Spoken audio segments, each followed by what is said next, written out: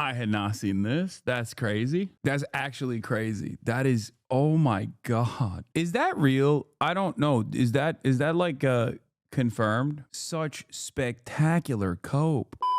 New Elephant Graveyard video react lore section is extremely good. Please watch.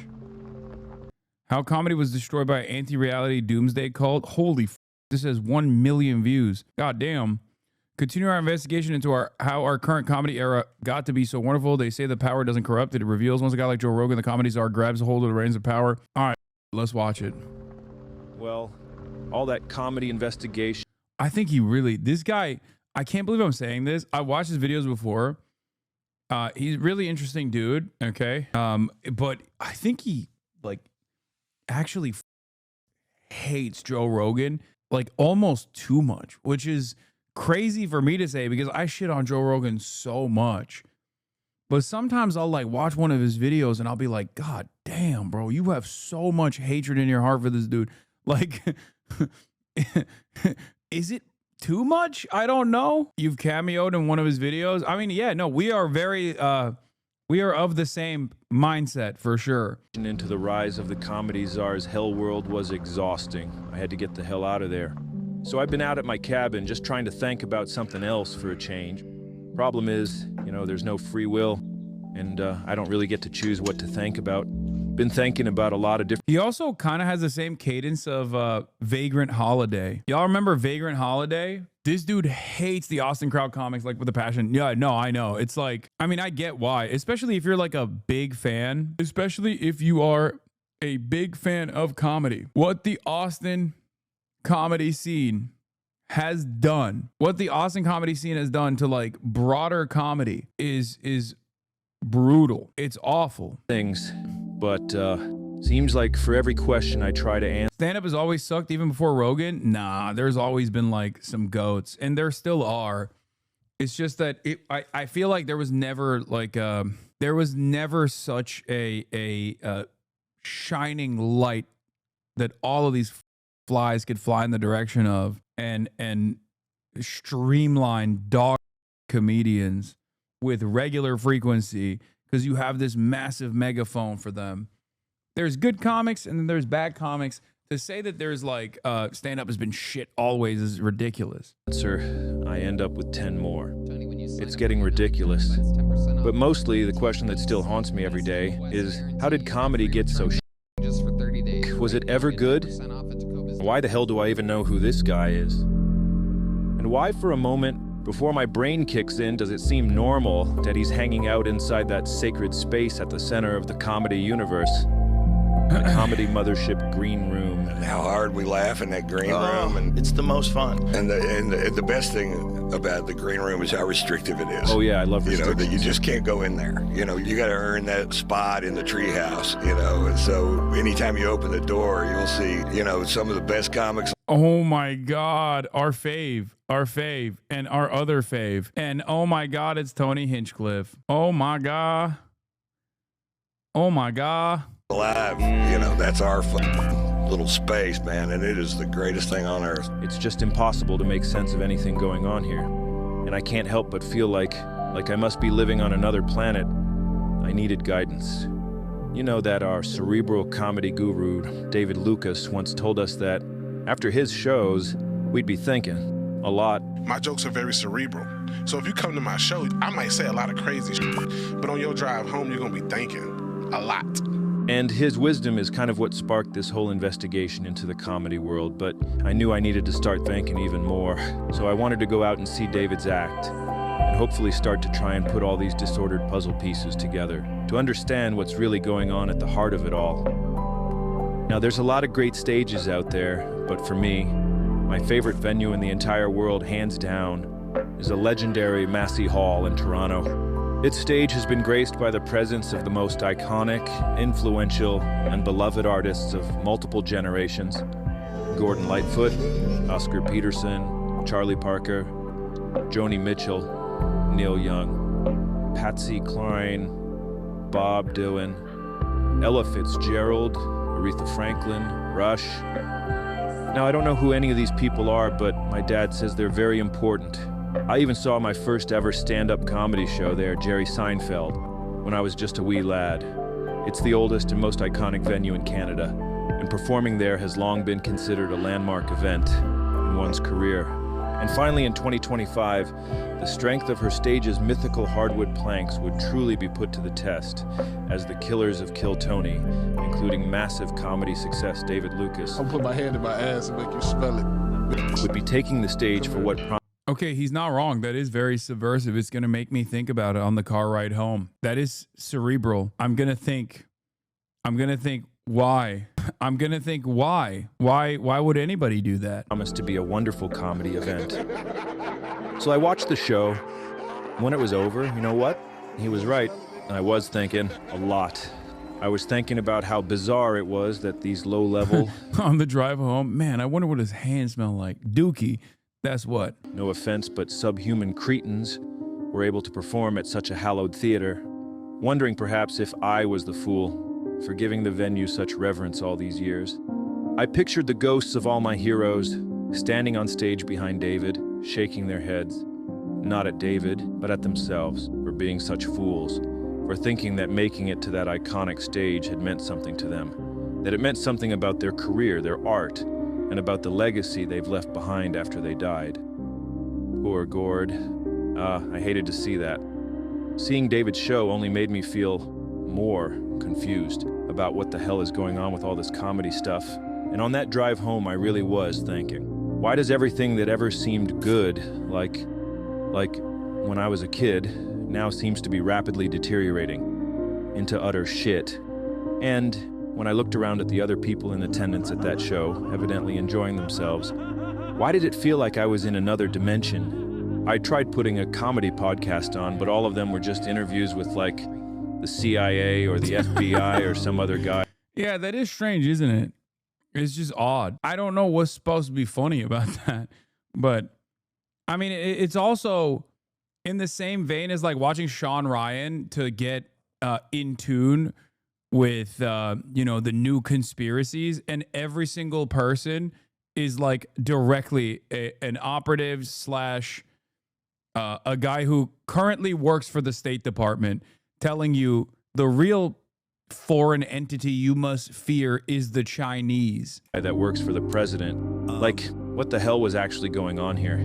I couldn't relax until I was that my laughter that he sampled? No, right? figured I it don't out. think so. In my quest for clarity, I even, and I'm ashamed to admit this, but I even went on the sacred pilgrimage to Comedy Mecca and visited the comedy spaceship down in Austin, Texas. I paid about $800 for a ticket. My ticket said something about a mandatory drink, but I'd lost the stub and couldn't remember how many I was dictated to have. The vibe in there was so tense, I thought I might get literally shot in the head if I did anything wrong, so I drank about 8 Negronis just to be safe. I went to find the washroom, and when I got there, to my dismay, I discovered that Joe, the comedy czar, had actually removed his own special from the Comedy Wall of Fame that he put up there. Maybe he just got embarrassed after we pointed it out, but I think it's the first sign that he knows his scheme is at risk of being exposed and he's begun to hide his tracks. But anyway, I watched the show. It was fine, I guess, but it really couldn't compare to the pleasure I experienced releasing those 8 Negronis into the toilet pipe.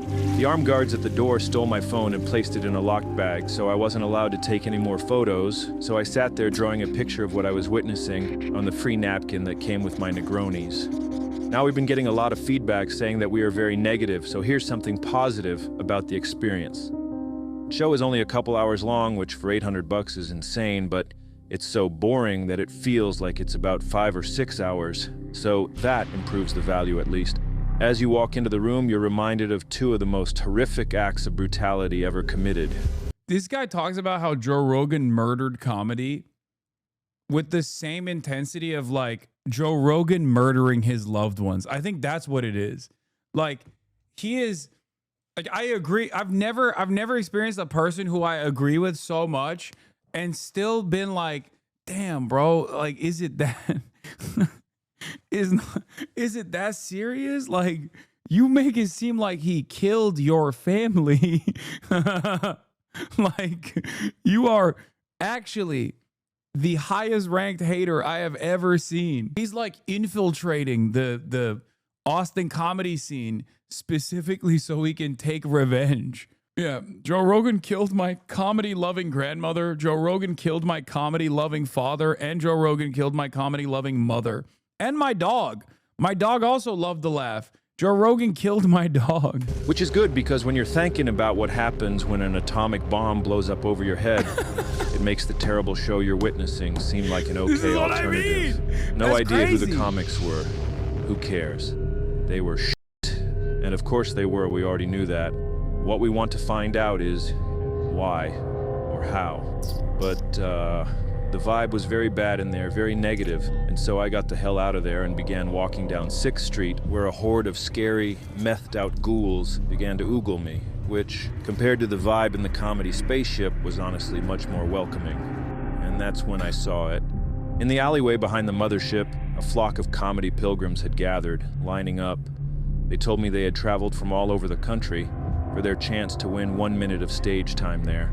Their opportunity to climb the ladder to a higher tier class of human. A real comedian. I couldn't believe how many of them there were. They were all over the place, living in their cars, in tents. So many comedy pilgrims, everywhere, just taking over the entire area. And I started thinking about how the hell all these people ended up here. I started thinking about human migration. Like, how did you end up where you are?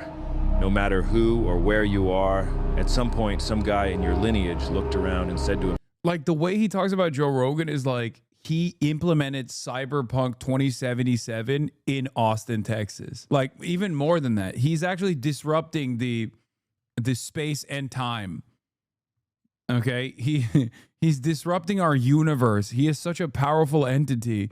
His shiny bald dome has caused a real fissure in the force. himself, I gotta get out of here. Packed up and went to a new place. And with that spirit in mind, I packed my bags and headed home. When I got back to my cabin, I placed a photo of my guru above my typewriter with a sign that said, "Keep thanking." And that's what I did for several weeks, obsessively, compulsively. And it led me to discover what's actually going on behind all this unsettling comedy stuff. And that we were right to find it so unsettling and evil and vile, and that what we're witnessing with this Austin comedy thing is actually part of a massive operation designed to destroy the entire world. And I know that sounds kind of out there, but as you'll see, that's actually part of their design. I thank my comedy guru David for helping me get my thinking back on track. Tasmai Shri Guru Namaha. This is what D&E haters do to you? Okay, not a single one of them has the talent that this dude has on his pinky finger nail. The entire space of Destiny, Ethan, Asmongold, haters, and all their orbiters and whatnot do not have a fraction of the talent that this dude has, okay? A fraction. I mean, obviously, I'm joking when I say this dude really, he's a D1 hater. But like he's obviously exaggerating for the sake of the meme, but he's clearly, it's a bit, and he's also clearly very talented. To answer the question of how comedy got so we need to go back about 375 million years. To the first of those migrations we mentioned earlier. Migration is baked into our DNA, guys. I don't know if you knew that in advance, but I am seeing on my YouTube analytics here that 87% of you only got your grade 10. So, in case you weren't aware, humans began as simple tubes. A mouth and an asshole. Purest form of a proper organism. Just floating in the ocean somewhere, and eventually that tube evolved into this fish kind of thing. And this fish, this was the first in our lineage to become a new guy and to migrate. The ocean where he was all f***ed up, and he looked around and said, Remember when Maya was over and I found out about a guy who just couldn't become a guy?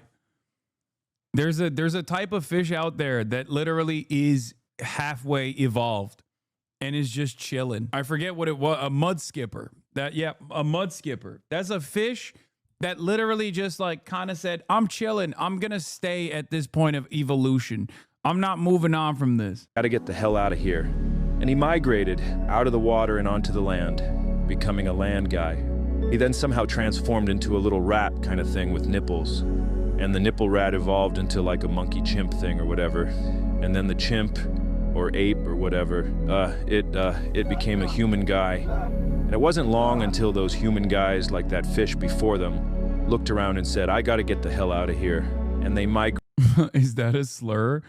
No, no, that's not a, I know it sounds like it, but no, it's a real fish. It's a type of fish that is not a fish. Or I guess it is a fish, but it's not like, I'll just show you. Okay, this is a mud skipper. It has like little arms, and actually it is outside of the water. Like it exists outside of the water. And it just, I jokingly, when I found out about its existence, said it looks like it got done. It didn't get done evolving. It just like stopped. He is a land guy, kind of. No, look, actually, yeah. He exists in between. Migrated to every corner of the earth. A lot of animals. It stopped before it needed to pay taxes and rent. Yeah, it took some time outside, saw everything, and said, nah, I'm good. He saw what it was all about, and he was like, oh, dude, that's what they did to Cracker Barrel? I'm out. That, bro, they've taken out all of our cultural institutions. Even Cracker Barrel's gone woke. I'm good. I'm going to keep being a fish, and also sometimes an in-between kind of guy. Have these built-in mechanisms. We are no different. Just like how birds have like a magnet in their brain or something, which tells them when and where to migrate somewhere else. It's obvious from these historical records that the human instinct to say, fuck this, I gotta get out of here, becomes activated in times of fear. Fear is processed in the most ancient part of our brain, and it puts us into a fight or flight mode, just like the fish guy. And I don't know if you've looked around at the world lately, but people really are losing their. The whole world is on fire. There are crazy guys with nukes yelling at each other, and bombs are flying around all over the place. The air is full of smoke. All the fruit just tastes like wood now. We've all got microplastics in our brains. That can't be good. Plus, it's so hot out, I'm gonna piss myself. And don't even get me started on all those politics. What the hell is going on with TikTok? Why is China doing all that stuff? Why did they close the oatmeal plant down? I wanted to keep working there. Now I got no money. I gotta pay MSRP for my steel cut. Bullshit, man. You know what? And then he says it. Ah, f this, I gotta get out of here. Except this time, they've got nowhere to go. Not physically, anyway. Now you understand why the mud skipper stayed a mud skipper. You feel me? But lucky for them, some of humanity's most powerful visionaries, the techno-wizards, have constructed a psychic ark to sail the seas of your mind and take you away from your problems and out onto a new frontier, a new reality. And here's where it gets crazy. It's a reality where there is no such thing as reality. Mayans. The techno-wizards use their machines to ramp up your own uncertainty about what's real and what's fantasy, to the point where you're so anxious that you do anything just to be certain. No! It's all overphonics and sonics and dimensional superaction behind glass screens. You know, if you think of something and bam, it's there in the wall.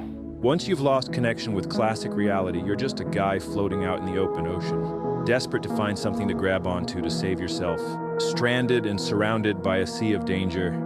That is when the techno-wizards begin their most perverted sorcery. The future is gonna be amazing. They throw you a life preserver.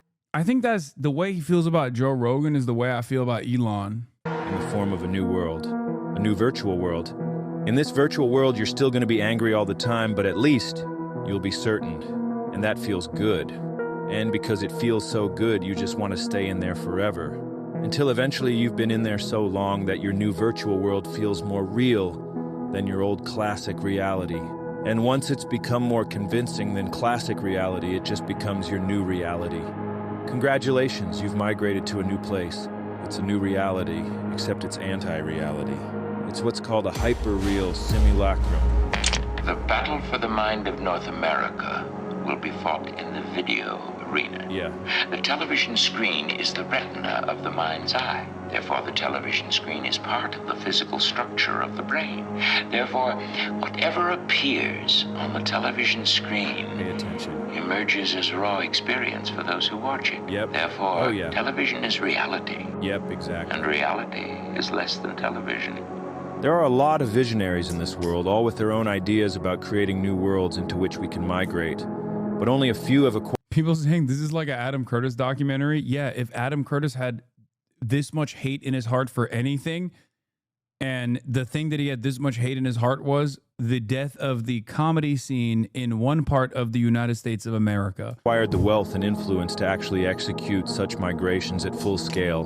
Movements triggered by everyone saying, "I gotta get the hell out of here," happen all the time.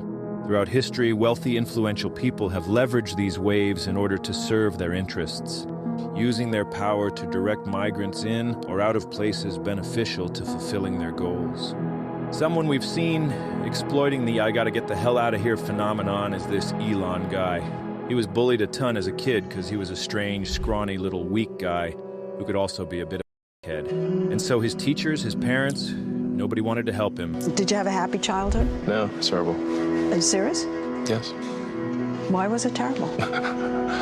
You were bullied at school and had a difficult... I was almost beaten to death, if you call that bullied.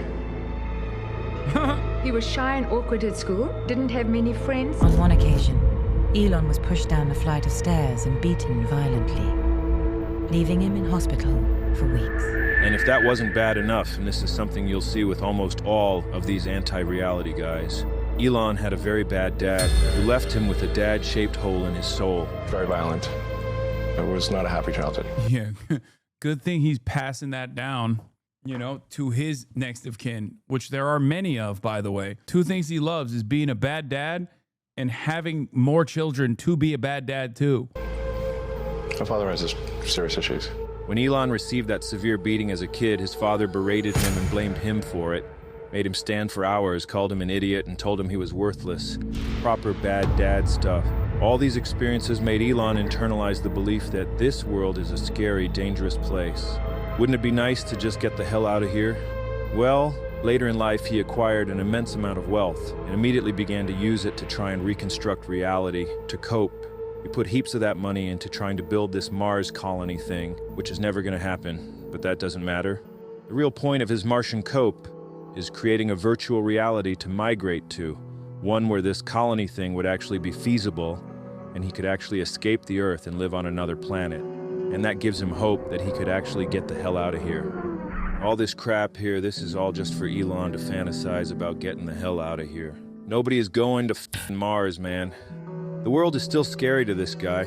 He still feels like he's getting bullied when everyone online is telling him he's a loser. That's why he bought Twitter. Everyone on there was being mean, so he just bought the thing so he could control it. Pretended the millions of guys calling him a loser were just bots and trolls, so he could just kick them out and reshape the site into his own ideal version of reality, and then pretend that this simulated version of reality is reality. He wants to be a guy who's great at video games, but he's a total noob. He's the kid that would turn the Nintendo controller like a steering wheel while playing Mario Kart, while his mouth hangs open. Where I come from, we call that Thomasing. Okay, chill, bro. I feel getting... This is the second time I feel called out. Can we calm down with this? Okay, can we just chill out with that? Just cool on that part, you know? Just that. But Elon just wants to win something. And he can't play sports because, I mean, look at him. He never had the makings of a varsity athlete. So again, he uses his wealth to just pay guys who are actually good at video games to play the games for him. And then he pretends it's him playing the games. And then he got caught. There are 4 things there. And all the actual gamers all started watching him play and laughing at him. 4 things? He clearly has no idea, bro. And started playing the games himself on stream, but just got harassed the entire time and then pretended his connection dropped so he could get the hell out of there. Connection lost. Elon wants him being a hero to be part of his hyper-reality as well. For a while, he was seen as a savior figure, but that illusion evaporated. He tried to reclaim his hero status by inserting himself into the rescue of those 12 Thai kids trapped in a flooded cave. He stuck his nose into the rescue operation, despite nobody asking him to, and offered them an old metal tube from the SpaceX garbage dump that they were throwing out anyway, and telling the actual rescue divers who were down there trying to do their jobs to toss the kids in this tube and pull them out. When the rescue leader told him this is insane and makes 0 sense that the tube wouldn't even fit through the intricate cave system, Elon rage quit and called the guy a PDF file. Connection lost. He's tried to add being like a funny comedy guy to his hyper-reality, wormed his way into the... I think that was the biggest insanity out of all of the different hats that this has tried to wear. Like, he's just, like, at least with his autism, you would assume that, like, gaming could be a better analog. Gaming could be, like, a better field to go into. But god damn, let me tell you what does not work, especially with his type of autism. Comedy, okay? Holy dude. I've become meme, a destroyer of worlds. I love dank memes. I love dank memes. I'm such a fan of dank memes. Stand-up comedy world, got on stage with Dave Chappelle and just got booed by an arena full of comedy fans. Rejected again. Even got into the government somehow. Started trying to cut all this funding from everything, hoping they'd give it to him instead to build more spaceships. Damn, when you think about it, he really everything, bro.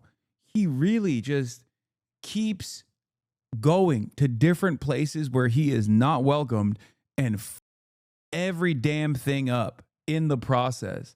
Like, he gets booed by the Dave Chappelle audience. Okay?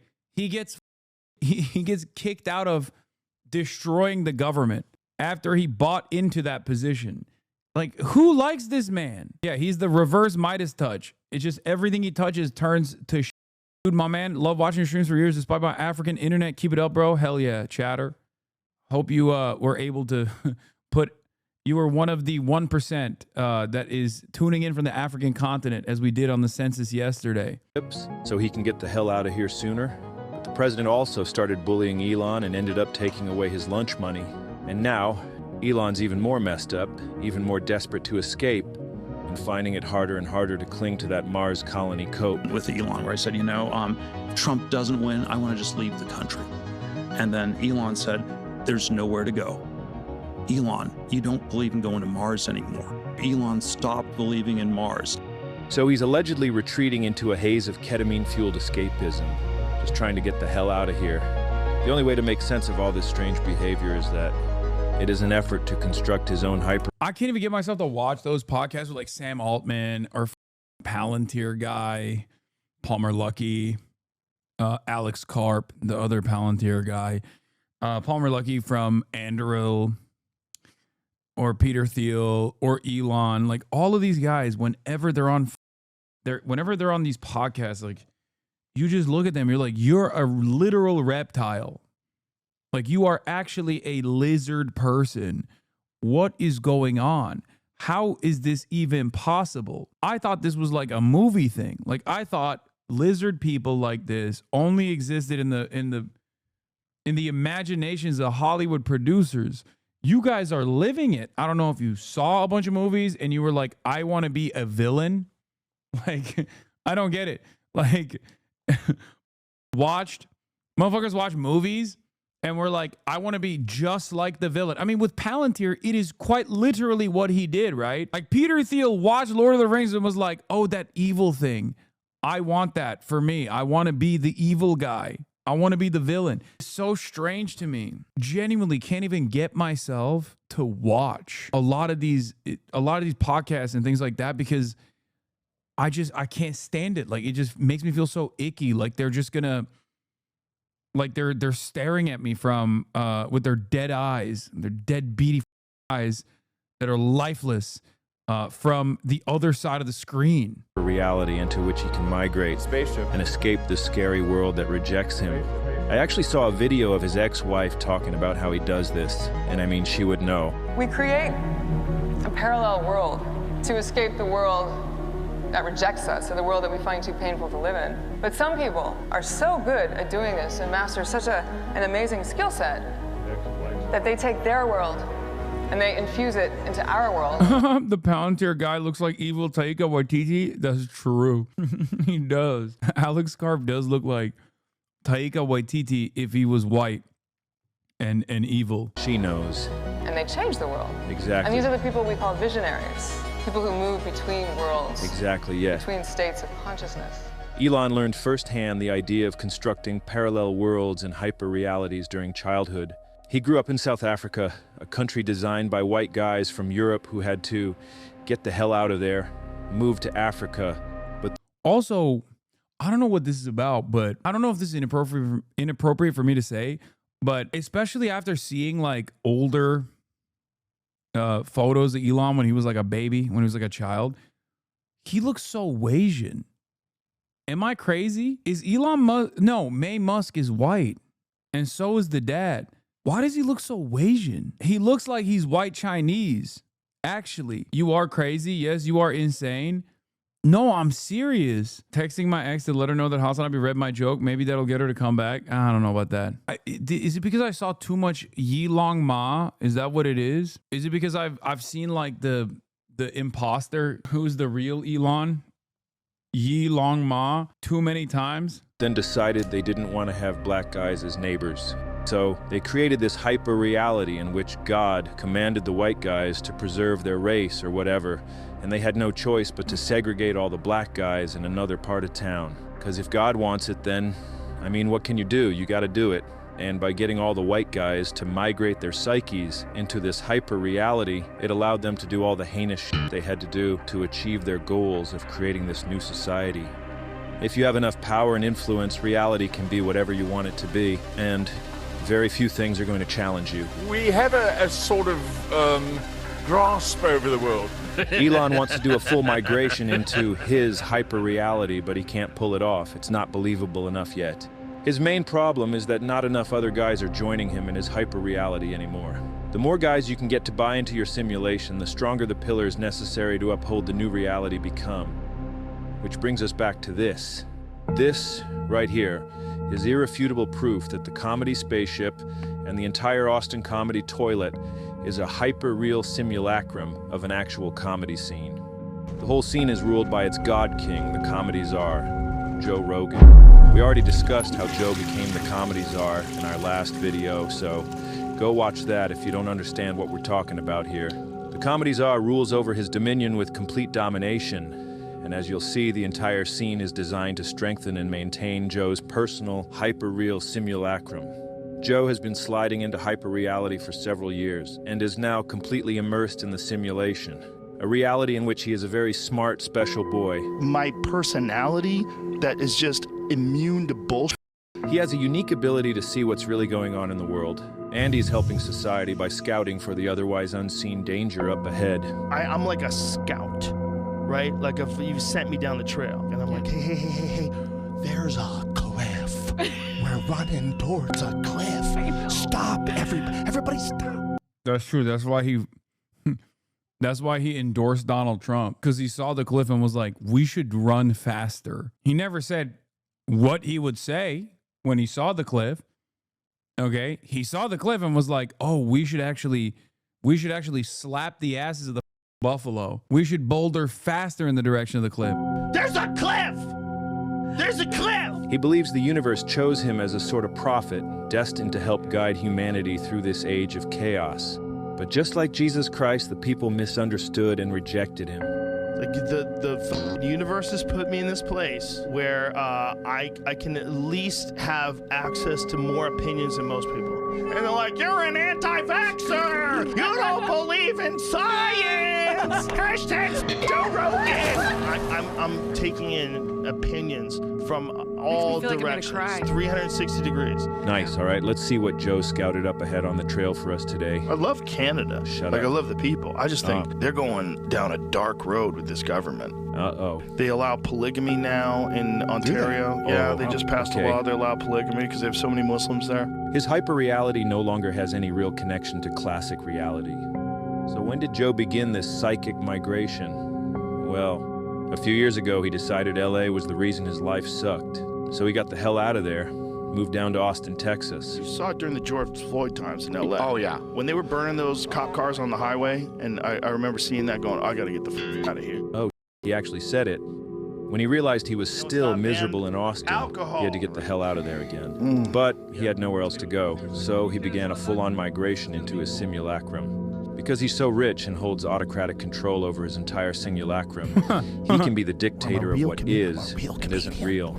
Like the fact that he's a real comedian, one of the greats, and that the world as we know it is finished. I will say, I think as someone who lived for so long in Los Angeles, I doubt he likes Austin, man. I think I'd be really surprised. Like, even though he loves being surrounded by sycophants and shit, and Austin is perfect for him because he's able to just like dominate a much, much larger fish in a much smaller pond. I just don't, literally just LA South. No, that's not true, man. You guys are wrong about that. I think Austin had something. And ironically enough, I think that something that it had has been destroyed by people from Los Angeles. Like the Keep Austin Weird shit has created a magnet-like force for a lot of the actual right-wing weirdos, like losers, that left for a low-cost alternative without like losing too much of the cultural vibes. And they basically migrated too much to Austin and it. Yeah, and turned it into, bastardized it. Oh my God, this is such a good. Yeah, they bastardized it into conservative Portland, dude. And yes, I do think because of Austin's size and like relative position in Texas, it was easier to just like change its trajectory from becoming organically like a cool town, because it does have like some elements still. Where can left-wing people live in the U.S. now? What do you mean? You can live anywhere you want, and there's left-wing people everywhere in the country. I'm just talking about like overall vibes. I don't know. I cannot for the life of me think about like I don't know. When I look at Austin, I just think like downtown Austin is like it has its cool spots, but overall it's so cookie cutter. It's so. If it was instead like a low cost, truly weird artist communes left and right, gay shit happening, a cool town, if it just stayed like that, it would have been nicer. But it is a suburb pretending to be a city. It has like a small sliver of a city, and then the rest of it is just like suburbs that are 45 minutes away. And that growth was accelerated in the worst direction, first by South by Southwest, and then by the Joe Rogan types. All of the Silicon Valley tech guys migrated to Austin because of South by Southwest and shit, and then they literally turned it into one big crumble cookie, blue bottle riddled dystopia. LA is 50 suburbs, tend to be a city, yes, except LA is so vast and so large that all of those suburbs that you are describing are cities in and of themselves. You understand? LA is a country with its own internal city structures that resemble states. LA is so vast, dude. And yes, you are absolutely correct when you say it's not like a real city. I would never say it's a real city. I don't think you can be a real city without a functioning grid-like operated, always on, robust public infrastructure, public travel, public transport infrastructure. It's the end of the age. Doomsday is upon us. We are in Kali Yuga. We are in Kali Yuga. And the Hindus were very smart in their idea of, it was the Hindus, right? Yes, the Hindus, yes. They came up with this idea that there are certain ages the Hindus are very smart. Of civilization. Correct. That they go through these Kali cycles. Yuga, right? What is the period we're in now? Because it seems like it's coming to an end. This is Kali Yuga, man. This is some weird shit that was predicted by the Bhagavad Gita. This is Battle of the Gods. Yeah. Ragnarok. Tell me. This is what happens in cultures. Like, it's almost inevitable. He even has his own theory about what's driving us toward the end of the age. Hard times create hard men. Hard men create soft times. Soft times create soft men. Soft men create hard times. We are now around soft men in hard times. In his reality, he's a hard man in a world run by soft men who have allowed the destruction to happen. He's been yelling about that cliff we're all supposedly headed towards, but he feels like nobody's listening. So now he feels like the destruction must happen in order to restore the world back to its proper state. I don't think we're going to wake up. I think it's going to take something like a natural disaster or some real event, some 9/11 type event. It's just, I don't know where it ends other than a wake up. And a wake up is like a meteor hits us.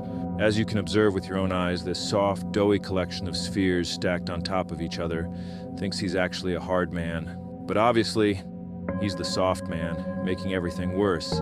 He's one of the softest men of all time. Never worked a day in his life. Whines and complains for hours on his podcast over the dumbest shit year after year. How dare we say Merry Christmas? How dare Cries you hysterically for no reason and thinks sitting in a sauna is some kind of achievement in overcoming adversity. For the record. Is that fake? He gets duped constantly by the most obviously fake stories, photoshops, and AI images. Fact-checked, volcanoes do not produce more CO2 emissions than human activity. Reuters is on your ass. Idiot. Yeah. And somehow he considers himself one of the...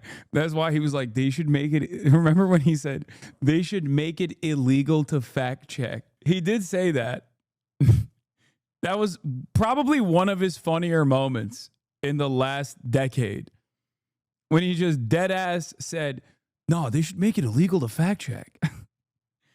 Up there with why does it lie? When he was looking at the Creator Clash video, dad beats his own son. Why does it lie? When referencing being clickbaited. Some of his finest moments. Greatest comedians of all time. It's embarrassing. It's clear and undeniable that he's living in some sort of inverted alternate reality inside his own mind. Just like we said. And if that's upsetting to hear, it's because you are also living in the same kind of hyper-real simulacrum, and that remark just threatened to knock down one of those pillars holding up your alternate reality. You're feeling this right now because once those beliefs become ingrained, the self-preservation instinct activates. And any time those pillar beliefs are challenged, it's experienced as an existential threat because it could collapse the entire simulacrum and drag you back to that classic reality you had to get the hell out of in the first place. Consciousness is really just a big hallucination anyway. It's completely malleable. Change what's in that brain, and you change reality. For example, sometimes our brains get built a little wonky, and you get OCD, schizophrenia, all this stuff that makes your brain unable to stay in one version of reality. Very stressful. Likewise, it's very stressful when the pillar beliefs upholding your hyper-real simulacrum are challenged, as they threaten the stability of and your attachment to reality. It creates existential anxiety, and that anxiety must be relieved without destabilizing the simulacrum, and that often results in horrific consequences.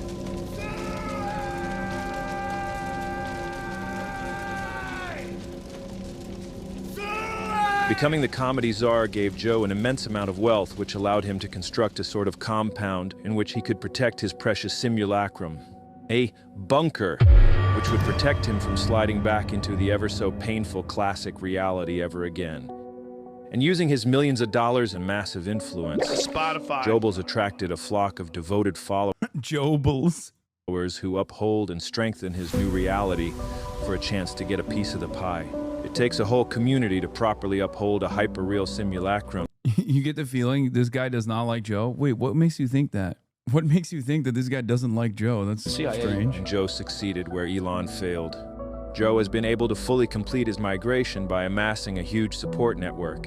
He achieved this through several tactics. 1, by offering himself and his show as a friendship simulator during the loneliest era in human history, for his audience, but also for himself. Oh, he's going. Day drinking rules.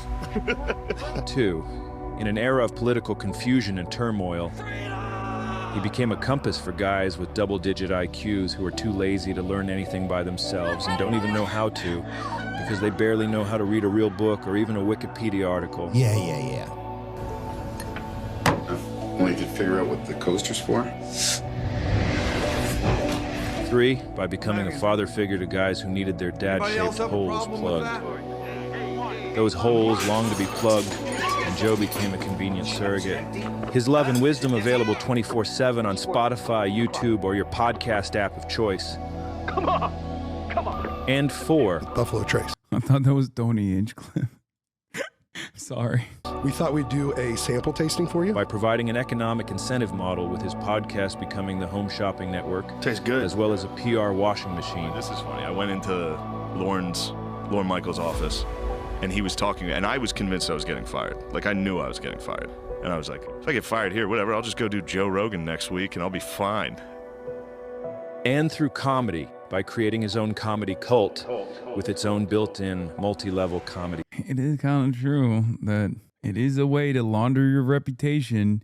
And I think he uses that as a vehicle now for billionaires, which is like, that's it.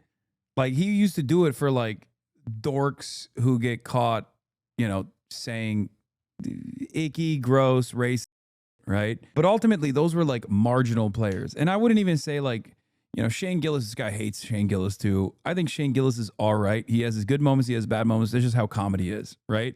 But Joe Rogan has unironically stepped up his like reputation laundering mechanism to now allow the federal government, including the intelligence community and billionaires, to do this. Please censor the racist slur in your stream title. Cracker Barrel, we haven't gone woke.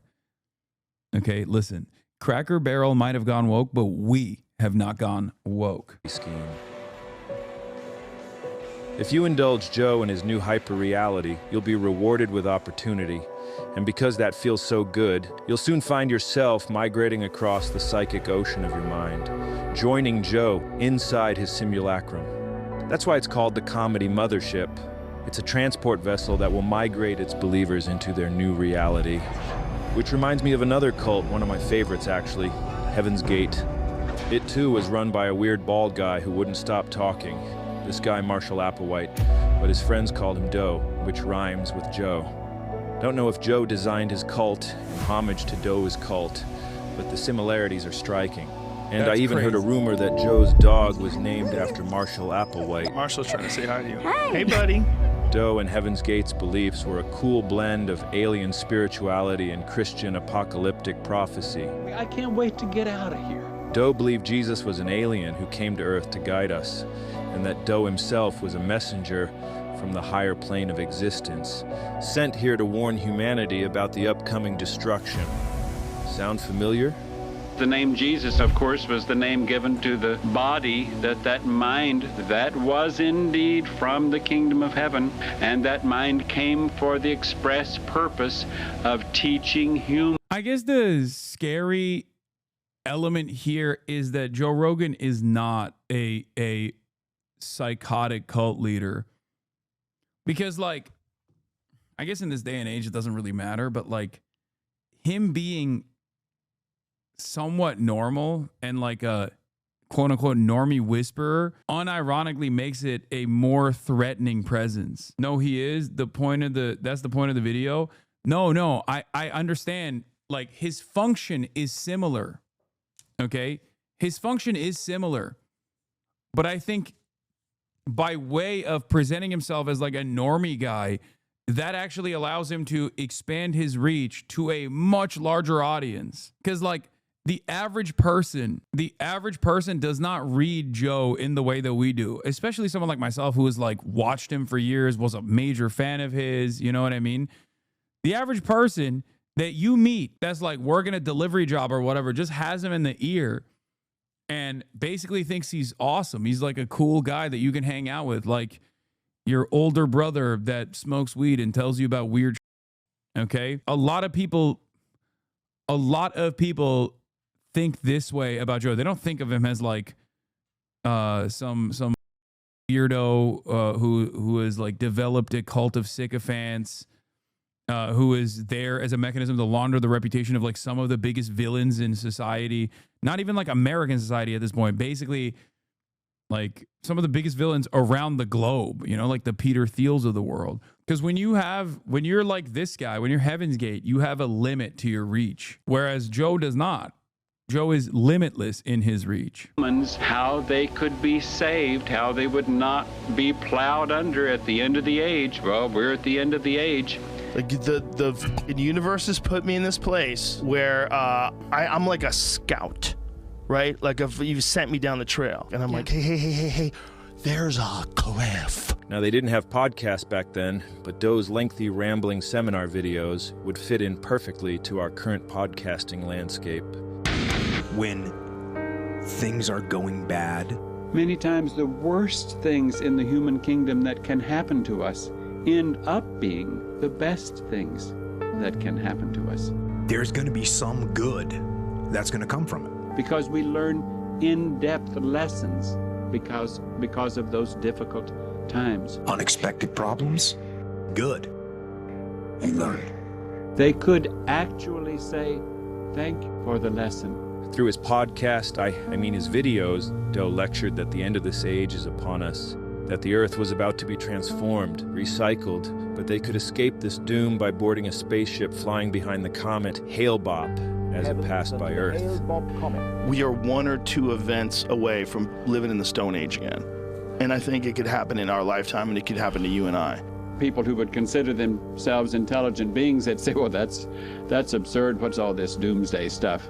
What's all this prophetic stuff? We're in this very strange sort of existential crisis as a civilization that's not being recognized. And in the meantime, we're distracting ourselves. You know, intelligent human beings should realize that everything has their cycle. They have their beginning, they have their end, they have cycles. Hold on, didn't we? Isn't that the exact same? There are certain ages, almost unavoidable, of civilizations. Correct. That they go through these cycles. They have cycles. Cycles. That they go through these cycles. They're the exact same fucking guy. Every civilization, when they're at the brink of collapse, becomes obsessed with gender. The whole thing is falling apart. The foundation of our civilization is falling apart. Doe offered his followers a way to save themselves from what he called the recycling of planet Earth, which was about to begin. He and the cultists needed to die so that the spaceship... Like, that's what I mean. Like, he's not doing that. You know what I mean? He's just doing it for something much simpler, which is a ton of money and a ton of admiring fans. Don't say yet, bro. Stop. Y'all are nutty. This is like not supposed to be taken sincerely, I don't think. Ship flying behind the comet could pick up their souls as they left their bodies, carrying them away to the next level of existence, to a new reality. The cultists all submitted to Doe's authority, believing that he was the gatekeeper through which they could ascend to that next level. The ultimate test came when that comet finally arrived, and they all did a full sui in order to join Doe and board that spaceship. And if you know anything at all about the Austin comedy cult, this all sounds eerily familiar, doesn't it? That's because Doe and Joe are the exact same strain of guy. Think about it. Just like Doe, Joe also offers his followers a way to transcend their lives and enter a new reality by boarding the comedy Mothership. The comedy cult's followers also must commit a sui to transcend into that new reality. Not a literal full sui, but the kind of sui that existentialist Albert Camus called a philosophical sui.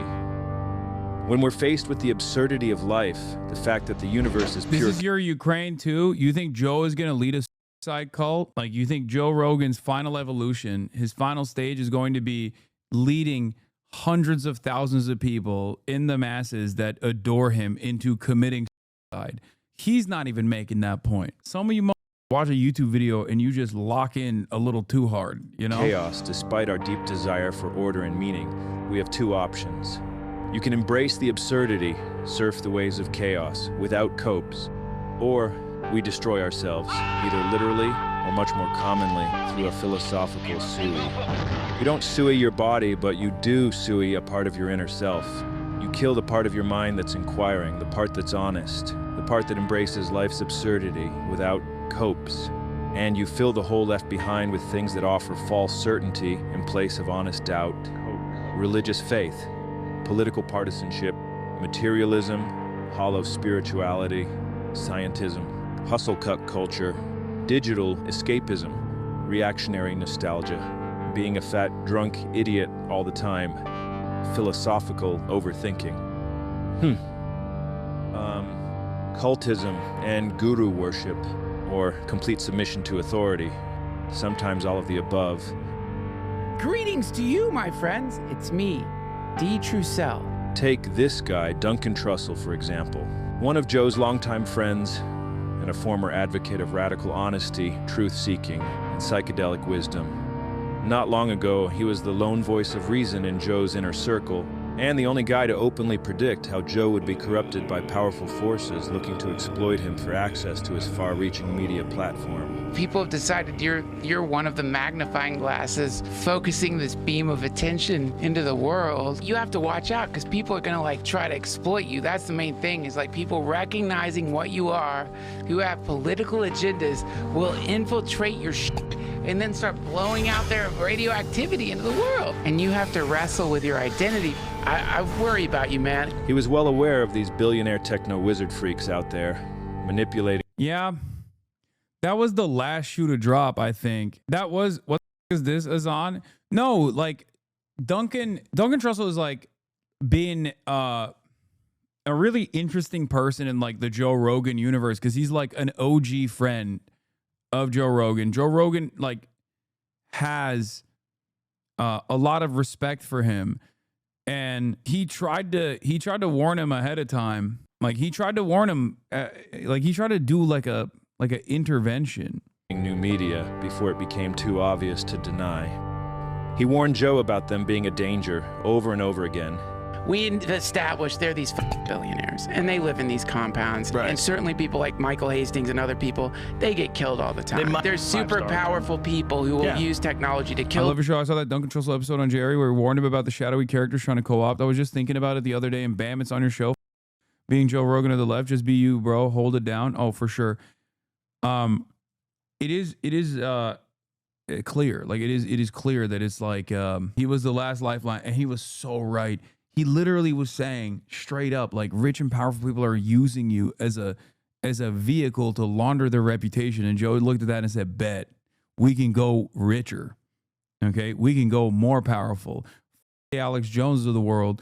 I'm trying to get real shadowy lizard people, billionaires on here to talk about how sick their project is. Bro, he had Egghead, man. He had Egghead on. Mark Andreessen. There's no reason to ever have that guy on your show. You know what I mean? He has Zuckerberg on. Like, even with Mark Zuckerberg, he got hit with the Dominican Ray. He does BJJ. He's like obviously crafted a new persona for himself to make himself look more human. But like, you're talking about Mark Andreessen. Like, Mark Andreessen has nothing. People to have their own way. So that means that there is some group or series of groups of people that are doing like highly nefarious actions from places of power. Mm-hmm. We know that there is like truly a war to control the paradigm. He was by all accounts an honest guy, and probably the only guy on that stupid podcast who would rather say what's true than just whatever the burgeoning comedy emperor wanted to hear.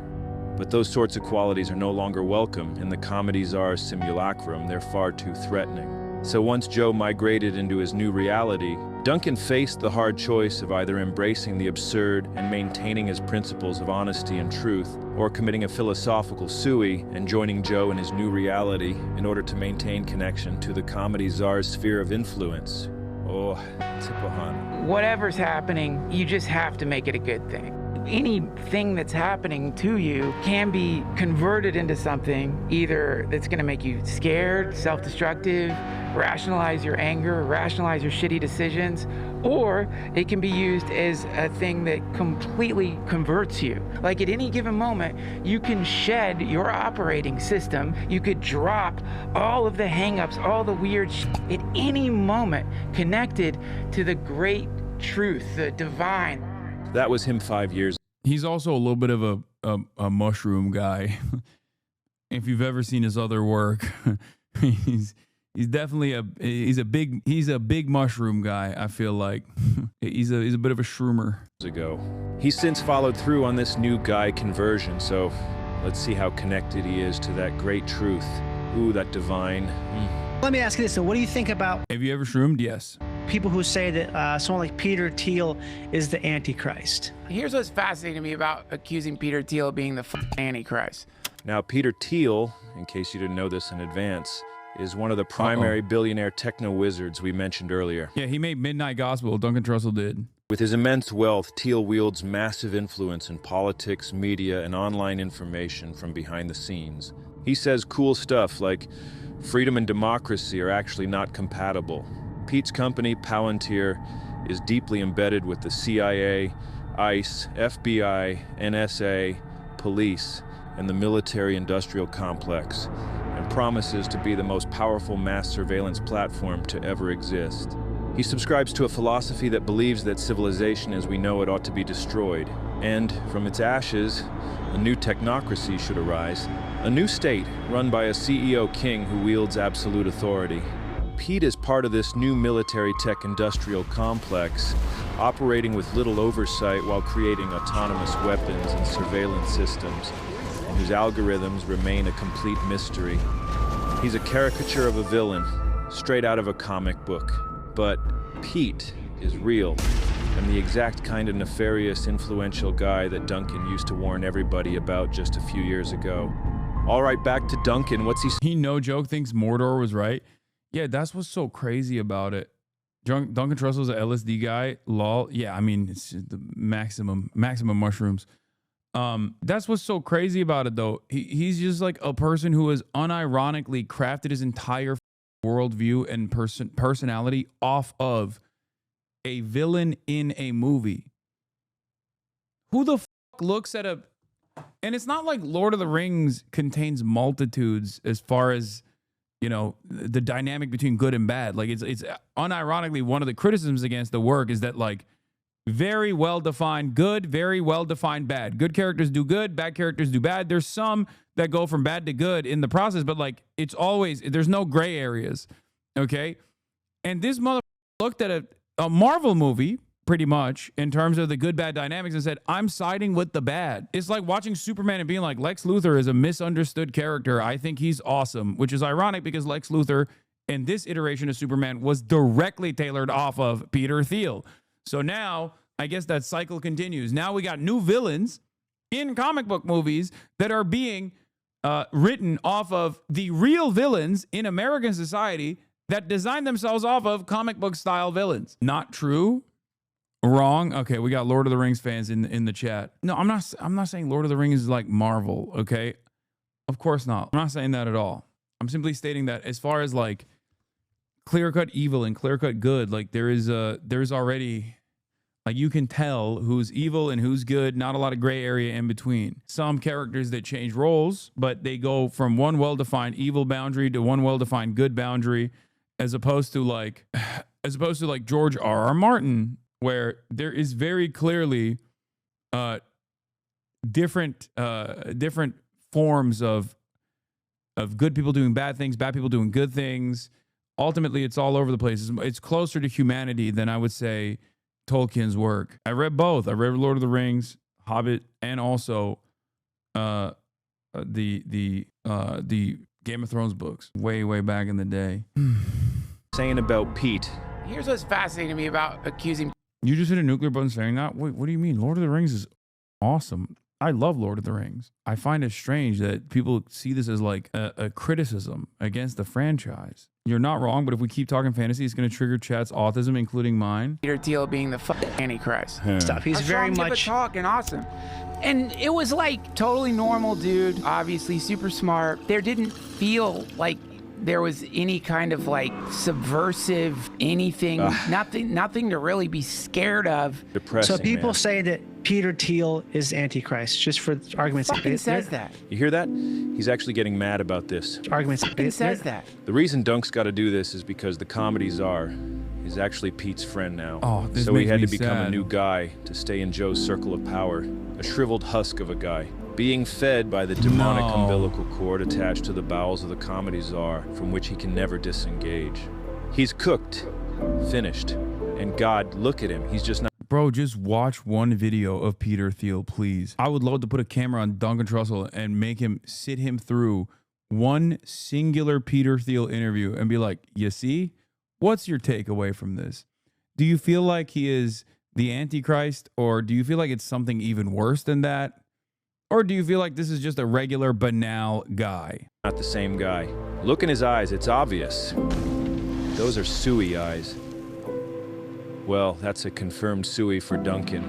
Rest in peace, man. Quel dommage. Well, once you've entered the comedy czar's comedy cult simulacrum, you're expected to do your part to uphold the pillars of this new reality. Upholding the pillars allows you to stay in the cult and potentially reap the rewards that come from its membership. These tenets bind the simulacrum together, and as we already explained, the more guys you've got upholding the pillars, the more stable the new reality becomes, which is vital because if the simulation crumbles, it's all over for this stupid experiment. All cults need their tenets, and the Austin comedy toilet cult, or whatever we're calling it, is no different. Because Joe is the sole autocratic dictator of the entire scene, he could construct his world however he wanted to. Starting it from the ground up. So it's this completely new thing, and it can kind of go a lot of different ways, and a lot of different things can happen. You don't know what's going to happen one way or the other. Those things are very exciting. It's scary, but it's exciting. The primary pillar, like all cults, is the steadfast veneration, devotion, and reverence of the cult leader. Just like Jim Jones, Joe originally sold his comedy scene as a utopian paradise. So make it as...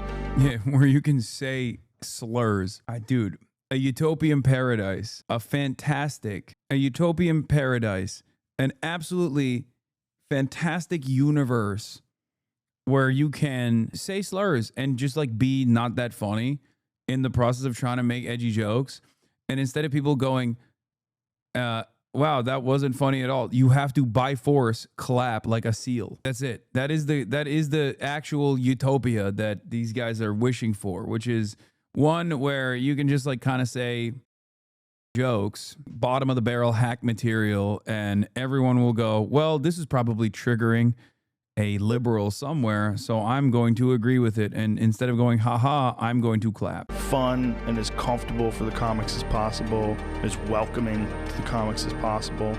It's a warm, inviting environment. And the whole idea is just to make it so that I can make it so they feel like this is home. And just like Jonestown, it quickly devolved into an authoritarian nightmare. I like the intensity of the Mothership. I bring my opener. He's having a rough set. I'm sitting on the balcony watching it. Rogan is standing there watching him bomb like this. Rogan goes, he's bombing, man. He can't be here. And I go, I agree. Kill him. You want to kill him? Kill him right now. We'll break his legs. Get the Navy SEALs. Let's shoot him in the face. And then the kid got off stage, and I felt really bad. I said, listen, you got to go right now. Gonna kill you. Joe is unhappy, and it looks really bad. You got to get out of this club right now. The cultists all submit to the authority of its charismatic leader who can never be questioned or crossed. He's a supreme leader, and Austin is comedy North Korea. Comedy cultists must pay tribute to the dear leader by praising him and are expected to excessively embellish his abilities, often to an absurd degree. How many people on Earth do you think could kill you? 100, to be generous? Maybe. Very few people can kill you if they want to. This is straight out of the North Korean playbook, where they pretend their dear leader was the world's greatest golfer after shooting 38 under par on his first ever round, including 11 holes in one. Comedy cultists are expected to study the beliefs of their dear leader and prove their commitment and allegiance by repeating his own opinions back to him. I was doing the cold plunge after I did the sauna. I've incorporated a new thing that I was telling you, where I get up first thing in the morning, I get in the cold plunge. Sauna cold plunge thing, I'm so into it. That's awesome. My hotel choice, I'm solving for places with sauna cold plunge. Of like a real legitimate professional comedian that can go up and do an hour and kill. Not many. Bro's using North Korea as a comparison when Trump exists. Yeah, I agree. But I guess maybe it's just like too close in similarity, especially because of especially because of Joe Rogan's own relationship with Trump, maybe. It's not many. Not many for theaters. How many for theaters? Is there 50? 100? Yeah. Maybe 100? Probably less, man. And by making sure your act panders to dear leader's personal interests and beliefs, you do that, you can tape your special at his spaceship club. I got 2 daughters. But it's just basically a joke. I think it's not that serious. I got a wife. She's a she, her. Just want to let you know that right off the bat. The plumbing matches the pronouns, if you know what I'm talking about. And really just doing whatever they got to do to appease him, no matter how debasing or humiliating it might be for them. This is Chris Stefano's very first time ever. Okay. Lighting and smoking a cigar. Okay. Yeah. Is this the right way? Yeah. He's going to vomit. I want to see him vomit. Get it on there. Get it on there. All right, you're good. Just start pulling. No, you're not. Breathe in while you're doing that. I felt it in his face. Puff. Keep puffing. There we go. This is so mean. Giannis, take a sniff of these bits. Come take a sniff. Take a smell. Yeah, you want me to go on the other side? Yes, my king. Come take a sniff. Humiliation. Yeah, that's right. Get in there. Yeah. Humiliation. Not That is bad. Not bad, right? Yeah. And the most shameful lie of all of them, you got to pretend that Dear Leader is actually funny. You got to laugh at any attempts at humor, no matter how embarrassing for him or you. Baby, I'm a baby. Talk about me. Yeah, that's what it is. What are you, some kind of communist? Ori, boy. Like, I'm a legit world-class comic. Like, World-class. I'm real. Yeah. Everybody knows you're a comic. The lie functions as a loyalty test. Congratulations on your magnificent success. Thank you very much. And you're a comedian too, huh? Yeah. No shit. You were murdering so hard when you're climbing on a stool. I was like, holy f***. Because we all thought you're just like a famous guy who just does stand up on the side. Uh-oh. And we were like, nah, this guy's a murderer. There it is. This lie is just so egregious, I had to call this brain science guy called Sam to get some perspective. Hey man, yeah, can you just explain how people could be this dishonest? The harder the lies are to believe, I mean, really, the impossible lie functions like a loyalty test, right? Yeah, that's what I was saying. Still. Code for being in the cult is designed That's to get right. people to believe nothing, so that they just realize, okay, who knows? Yeah, well, lucky man. I'm just going to be obedient and keep my head down. I'm just going to Yeah. put a sign in the window, claiming to believe the big lie, so that that no one drags me out of my shop and beats me to death on the sidewalk, right? I mean, like Yeah, that makes sense. All right, thanks, It man. was Hannah Arendt's point. All right, in the yep, origins good. of Gotta go. totalitarianism. Bye. When loyalty is everything. If you're a ruler. Sam Harris ate so big off of that Joe clout, their mutual shared hatred for Chairstream. God damn, bro. I was gone for 20 seconds still listening to the video and motherfuckers immediately are like, Chairstream time. It's like, yeah, bro. Yeah, you caught me. God damn. Yeah, Sam Harris, mutual anger and resentment, hatred, racism towards Muslims just ate so big for so long. Part of that intellectual dark web, by the way. Why is Sam Harris so smart but so proud of Israel? Because he's a liberal and also he's a massive Zionist. He's a liberal. He loves Israel, which is unironically a theocratic ethno-state. So it doesn't make any sense as a Mr. Atheist. And he's not necessarily smart either, I don't think. He's just very racist. He's just a deeply racist guy who can speak convincingly and try to science his way out of his incredibly racist opinions. He just hates Arabs, man. He hates Muslims so much. Who demands total and complete loyalty, you're going to create a circle of liars around yourself. Ousted comedian Chris D'Elia tried to defend Joe. Which is so odd because, like, Joe's a UFC guy and Muslims have completely taken over the UFC. Like, Dagestan is a permanent fixture, a threat to every belt out there. And it's wild that, like, Joe himself has just been a massive megaphone for some of the most unlimited Islamophobia in the West. Joe's last special, but he really struggled to navigate that maze, trying to find that perfect take that's going to convincingly praise that comedy atrocity. Rogan special came out, and I'm happy about it. Oh, it's sorry, so 1 crazy second. how, like, My bad. obviously we know obviously, I honestly haven't seen the reviews. I saw somebody saying it, and they were like, this is a hacky, this is a hack. And it was straight up just not hacky.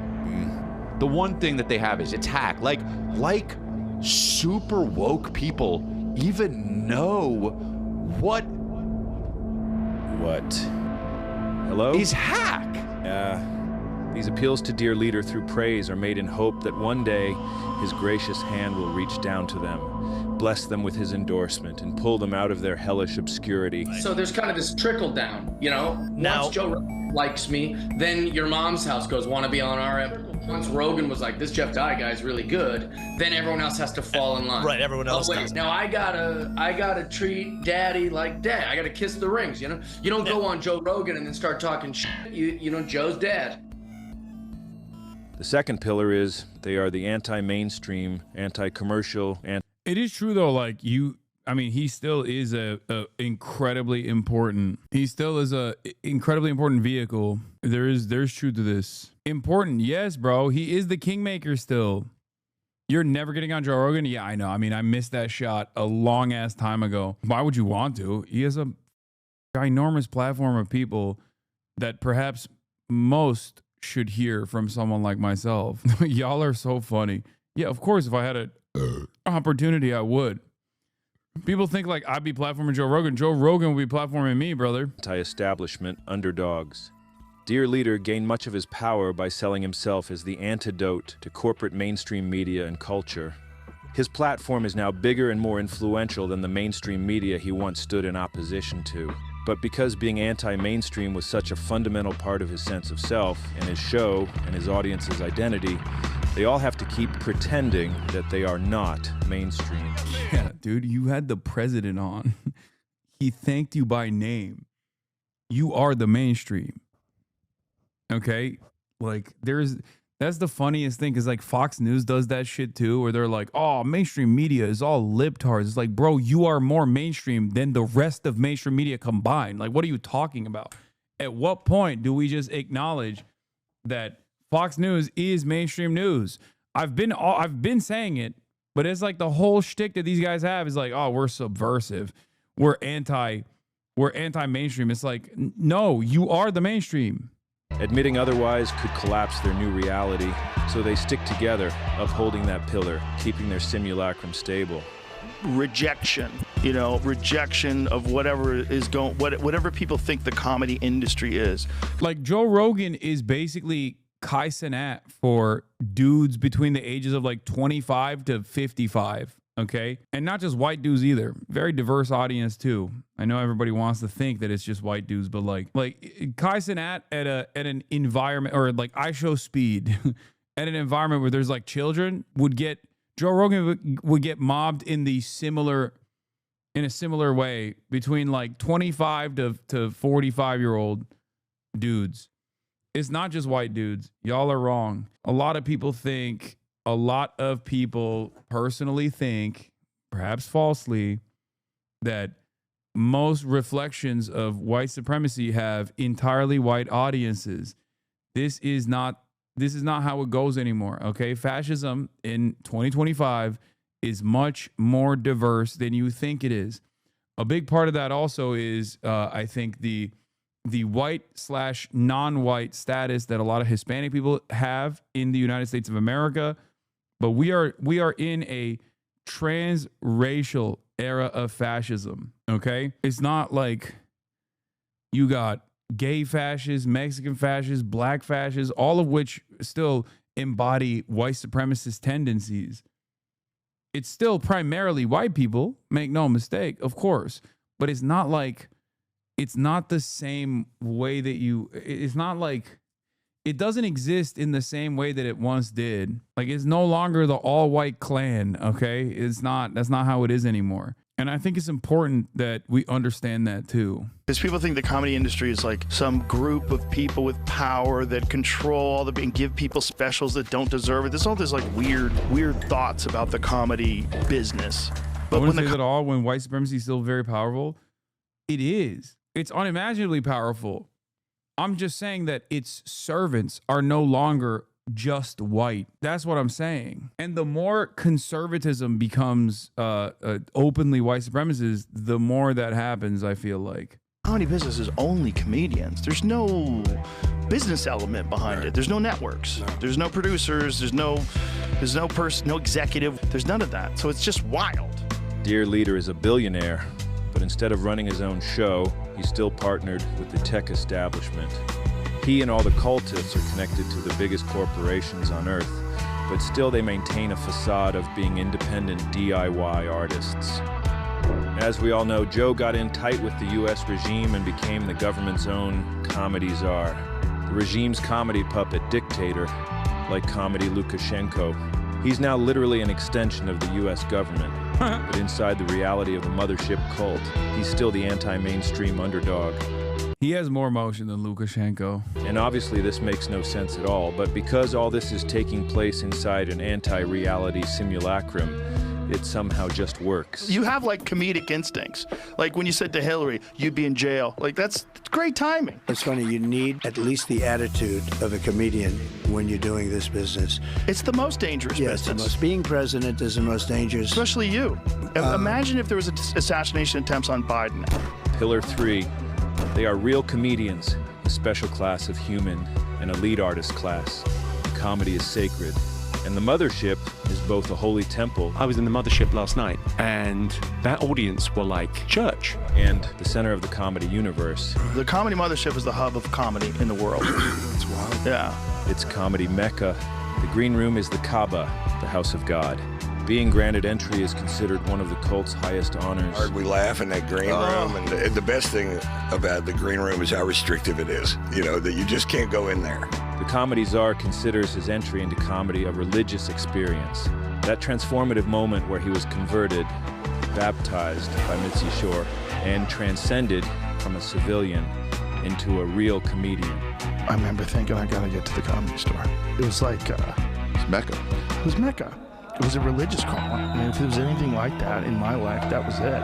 She passed me as a non-paid regular after my first. I will say Comedy Store is actually a powerful presence. That is another thing that I will agree with Joe Rogan on, reluctantly. Awesome. It's a dope place. I haven't been in a long time, but god damn. First audition, I couldn't sleep that night. A real comedian. A real comedian. Dear Leader's beloved Saint Mitzi must be revered and venerated by the cultists as their adopted spiritual deity. There's this guy here, Jelly Roll. No, he's not a comic, he's a singer, but he has successfully joined the Mothership cult by carefully studying and obeying the pillars. Here he is performing for Dear Leader, showing his reverence for Saint Mitzi, crying about and praising the woman he's never met.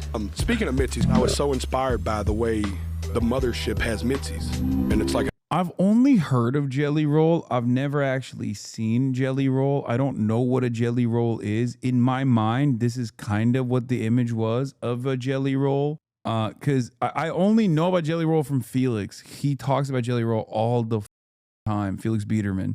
Is that Post Malone? No, it's Post Ozempic Malone. That's a good one. I'm going to laugh at my own joke. All right. Hey, got him. Honor to Mitzi. Touch my soul in such a way. What y'all have created there is spreading onto. Damn, you almost got me emotional talking about a woman I never even met. I just know she did so much for you. Doing stand-up is a transcendent spiritual experience that only real comics will ever be able to tap into. But Richard Jelly Roll is dead ass in Juggalo. No, it's like he stopped taking Ozempic, like after Ozempic. No, dude. That's why I said post Ozempic Malone. Like, as in he stopped taking Ozempic, and this is what happened to him. Dawkins has never killed. Let me last one, okay? On stage. He doesn't know the connection between human beings that comes through laughter and joy in that way. Walk to the women's locker room with a heart. Dear Leader draws a stark distinction between the comedian class and what he calls civilians, regular guys, lower tier humans. This Hassan guy explains some of the differences between higher tier humans. I got scared when he said that. Comedians, and the lower tier average human, and how difficult it can be to even be around such low tier guys. Our ability to talk to literally anyone is a skill set. Like, totally. Do you ever have to, when you go to like a party with your ladies' work friends? Yes. And you're like, bro, there are fucking just goobers out here. Yeah, just office banter. I was at a work thing with my wife. We're like in a building, and outside the window, it looked like someone was about to jump off. Oh, wow. The guy goes like, is that guy like, is he walking on the roof? I go, the part didn't go his way, so he's just. yeah. And they're like, Pillar 4, they are brave truth tellers and victims of an authoritarian mob of censors. They need to be seen as oppressed victims so they can appear as heroes for standing up to the threat. I wonder who this guy likes as a comedian. I feel like I haven't arrived at like a comic that he pushes as like one that he likes. Bill Burr, yeah. Or wait, are you speculating, or has he said something nice about Burr? Because like that's who I like. Inside their simulacrum, they are the modern-day incarnations of guys like Lenny Bruce, Dick Gregory, and Mort Saul. Look him up. We're drinking, my friends, in the Last Chance Saloon. What I'm saying on stage tonight is barely acceptable now. In 10 years' time...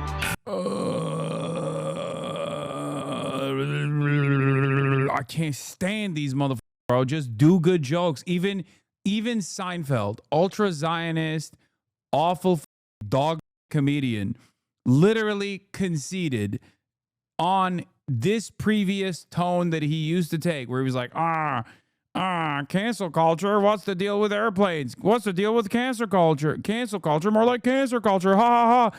And then he turned around and was like, actually, I want to go back on that. I was wrong.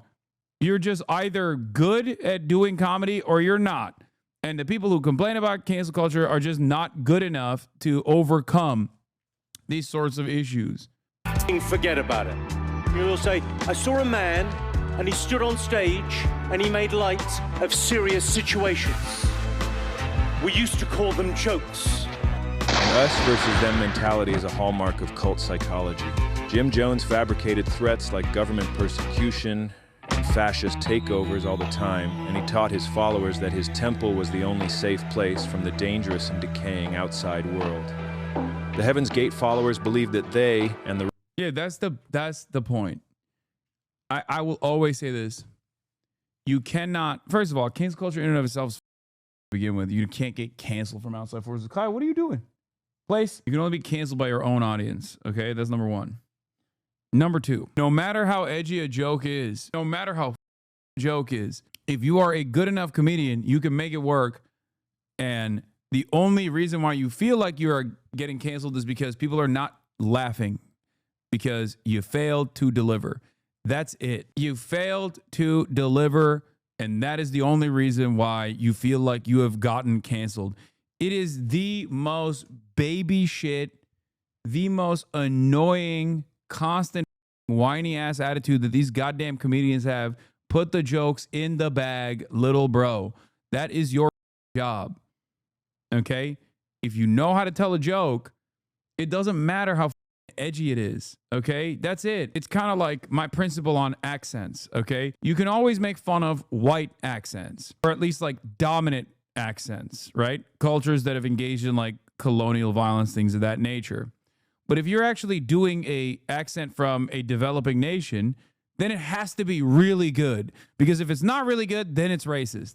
That's the principle. It's the Mullen principle. Okay? If you can do an accent of a developing nation, like the peoples of a developing nation, it has to be so good. It has to come from a place of understanding. It has to come from a place of like knowing the internal dynamics.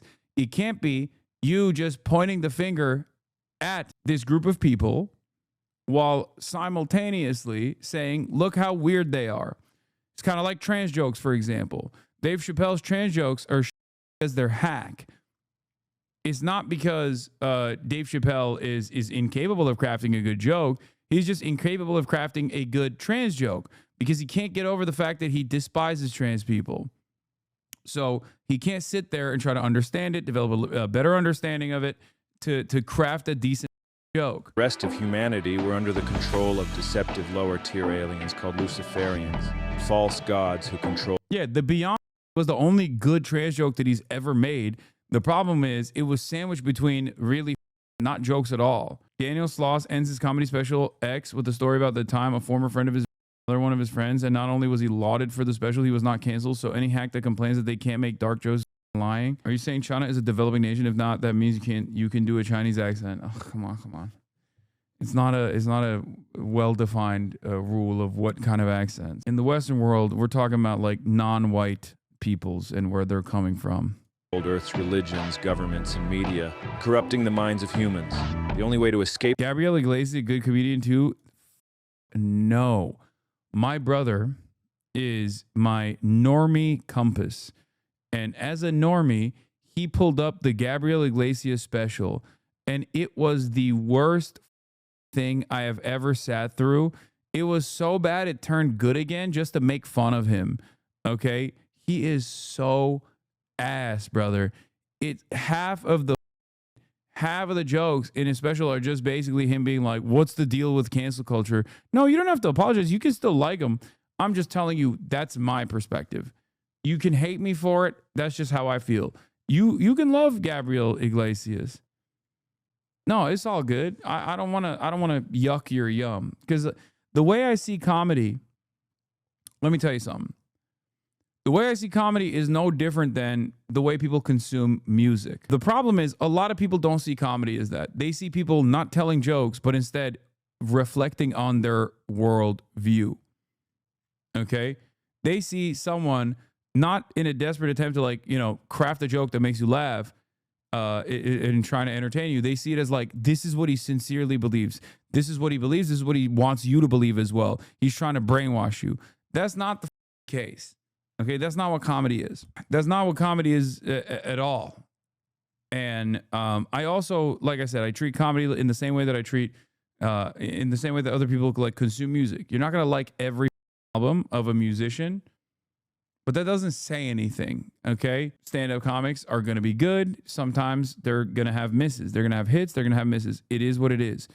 But I think a lot of people, when a comedian misses and is bombs or fails to deliver on a joke, a lot of people look at that and go, oh, he wasn't actually trying to be sincere. This is not him being, this is not him attempting to make a joke. This is his sincerely held belief, and he is a bad person. That's not the case. The Luciferian threat was to submit to Doe, Sui out of this world, and get on that spaceship. This fosters paranoia and isolation, which helps bind the cultists together and keeps them fearful and loyal to the leader. The Mothership comedy cult toilet piss pipe employs the same psychological strategy. Like Heaven's Gate's Luciferians, the comedy piss cult also fabricated a make-believe enemy to set themselves apart from and blame for everything. Woke. It's very dangerous. A nebulous, undefined, what do I think about George Carlin? One of the greatest of all time.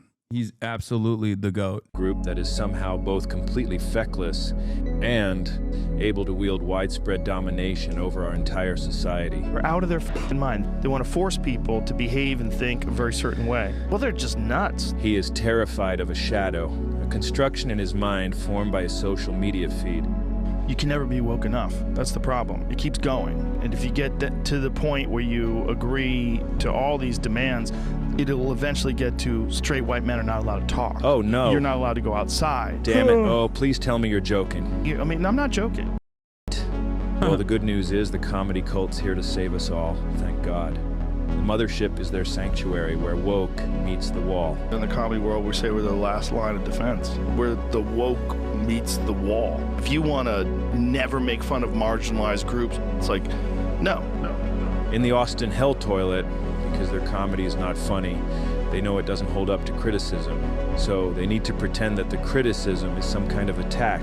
Then they can all rally together to defend themselves from it. And to prevent the defensive line from breaking, followers are programmed to believe that they can't survive outside the cult. One of the ways that I describe comics, I go, you're either like a village or an island.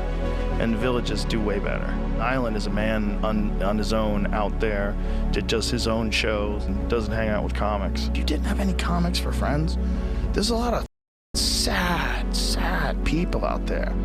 Yeah, no, don't be a cool island guy.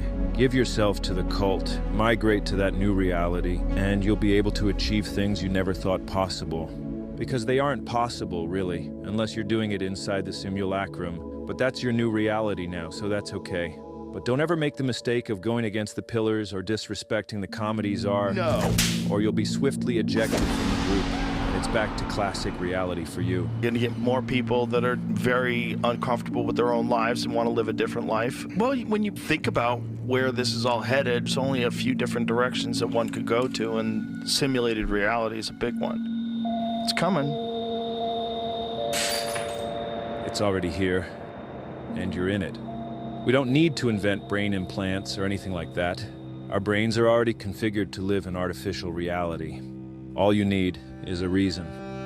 If your career's about to expire because your entire fan base is headed to the glue factory, migrating to the simulacrum offers you access to a whole new, younger audience. and I'm pretty emotional about the Mothership. I think that the universe used you just to get me back out of this fucking hole that I was in. I didn't know what to do. I didn't know where to go. I didn't know. If you got anxiety about not being funny, you can eliminate that by knowing you can always just do a boring, boilerplate TED Talk soapbox sermon about one of the pillars, and the cult followers will love it.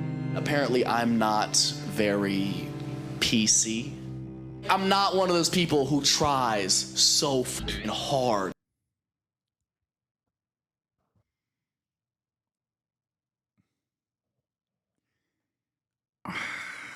I guess we're just evolving as a society, and this is one of the aspects of that devolution, that regression, is that just like the type of slop that motherfuckers love to consume is this shit. Maybe that what it is? I'm so not PC, dude. To like prove how woke, what a good person, you know what I mean?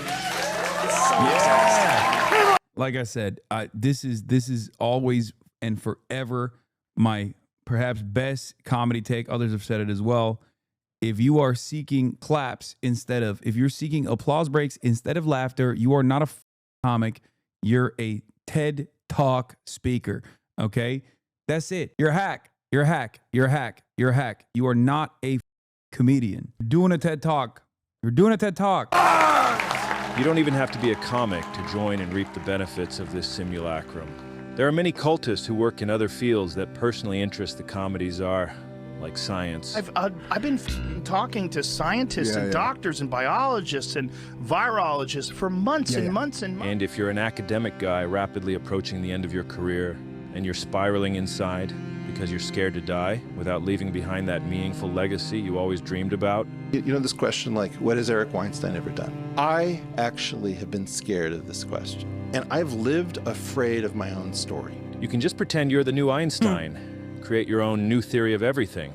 Just write whatever you want. It doesn't matter. What is this thing that you handed me? What is this? It's the theory of everything. A water wiggle structure about a circle that nobody's ever seen that is at every point in space and time. It doesn't matter that it doesn't make any sense in classic reality. In the simulacrum, the followers are so stupid that they won't know if it makes sense or not. They can't tell, it's just a bunch of bullshit. You're spinning that circle over and over again.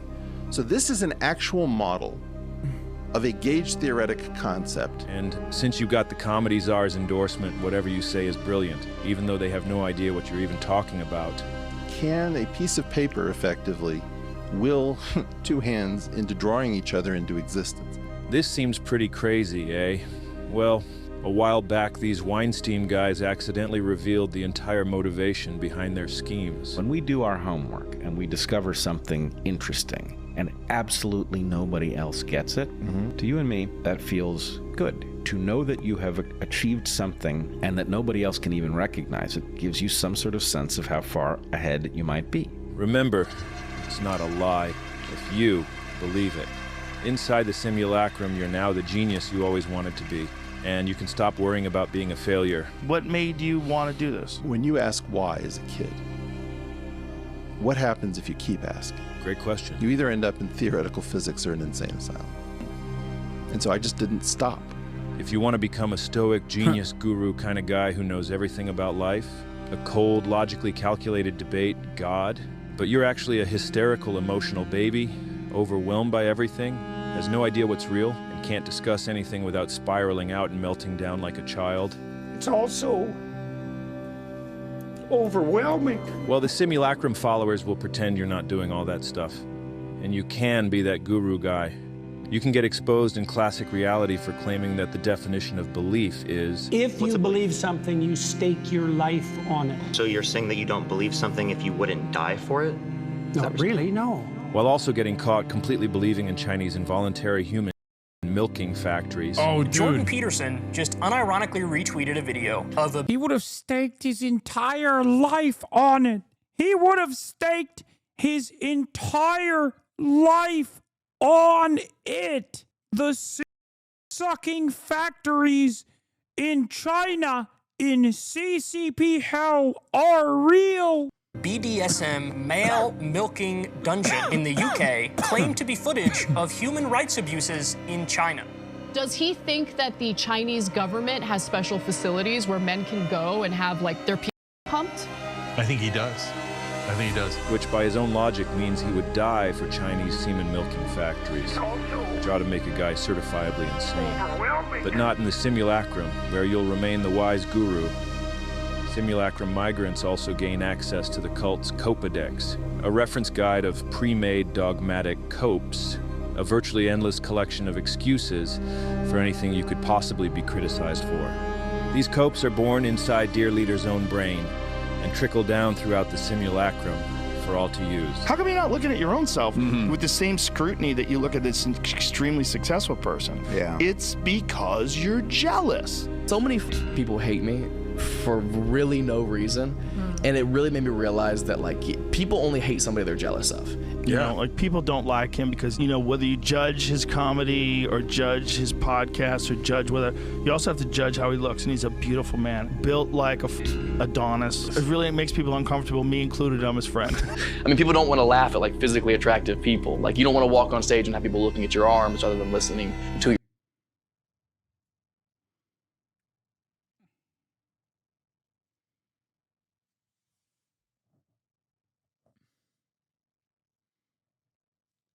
I had not seen this. That's crazy. That's actually crazy. That is, oh my God. Such spectacular cope. Your jokes. And when you can't get a date and nobody wants to you, because statistically nobody wants to date people who live in your hyperreal simulacrum, you can ease your inner turmoil by uttering the sacred comedy cult mantra. Silence chin implant cheek filler. Is that real? I don't know. Is that like confirmed? Nick Mullen's hilarious, and he's a good-looking dude. Just saying. It's definitely not me. I think it's everybody else. Yeah, what? That's another banger. The reason why, the reason why everybody loves, what's that guy? Oh my God, I can't believe I'm forgetting it. That racist dude way back in the day. Joe Rogan always brings him up. Who used to do, whatever. I can't. Andrew Dice Clay. God damn it, you got it. Ding, ding, ding. Everybody loves Andrew Dice Clay because he's so ugly, right? He's ugly, so he must be hilarious. Except he don't have the looks, nor do people think he's funny. So how did that happen? So, as you've seen with all this scientific evidence and logic here, these facts, joining the comedy cult can offer tremendous opportunities. Submit to the leader. Perform your sui. Become a new guy if you have to. Migrate into the simulacrum. And help uphold its supportive pillars. That's the blueprint, and a lot of guys are on that path. But there's one guy who has followed the path of Dear Leader better than anyone. His name is Tony Hinch. No. I can't deal with the rest of this video, bro. I'm sorry. No, it's too much. It's too much. He's too funny. Tony Hinchcliffe. He's the funniest guy out there. That's why I can't watch him. I can't watch my favorite get disparaged. I've just been dreading getting to this section. You know we try to be positive on here, but sometimes you got to examine some real dark, depressing. This guy exemplifies what commitment to the cult and its tenets can offer in return. His origin story is eerily similar to the comedy czar. The reason why I became a martial arts champion because I was being picked on all the time. Right. Kids were always with me. I was like, I don't like this. I'm like, so I'm going to become what I'm terrified of. As a little boy, Tony was also getting bullied every day. He was walking around terrified. It's a lot of fear, a lot of danger. And my whole way of handling that is if anybody ever tried anything with me, I would just make fun of them. So he became what he feared the most. A big dumb asshole, a bully. But I don't know what kind of protection it provided because he says here that his jokes just led to him being punched in the face. One of my good friends, I made fun of him because his grandma walked him out to the bus stop. He punched me right in the face. And just like the comedy czar and almost all the guys in this comedy cult, he had a real bad dad. I didn't have like a dad to complain or to go to the parent-teacher meetings. So while he was getting pounded in the head every day for being a big dumb asshole, his bad dad pieced out and went and got remarried. Which is fine, whatever, it happens. But this bad dad had decided to keep Tony's... Okay, now I can't tell. Now with like Elon Musk too, did these guys get their ass beat and then became villains? Or did they get their ass beat because they were villains, even as children? They just had bad vibes as kids? Is that what it is? Or did the bad vibes come after because they got their asses beat? Because like I got bullied. I got my ass beat. I've talked about it before. It's like, I don't know. It didn't turn me into a villain. I don't understand. I'm sure there's plenty of people here who have also experienced similar things. They're not souls. Entire existence a complete secret to his new wife and family.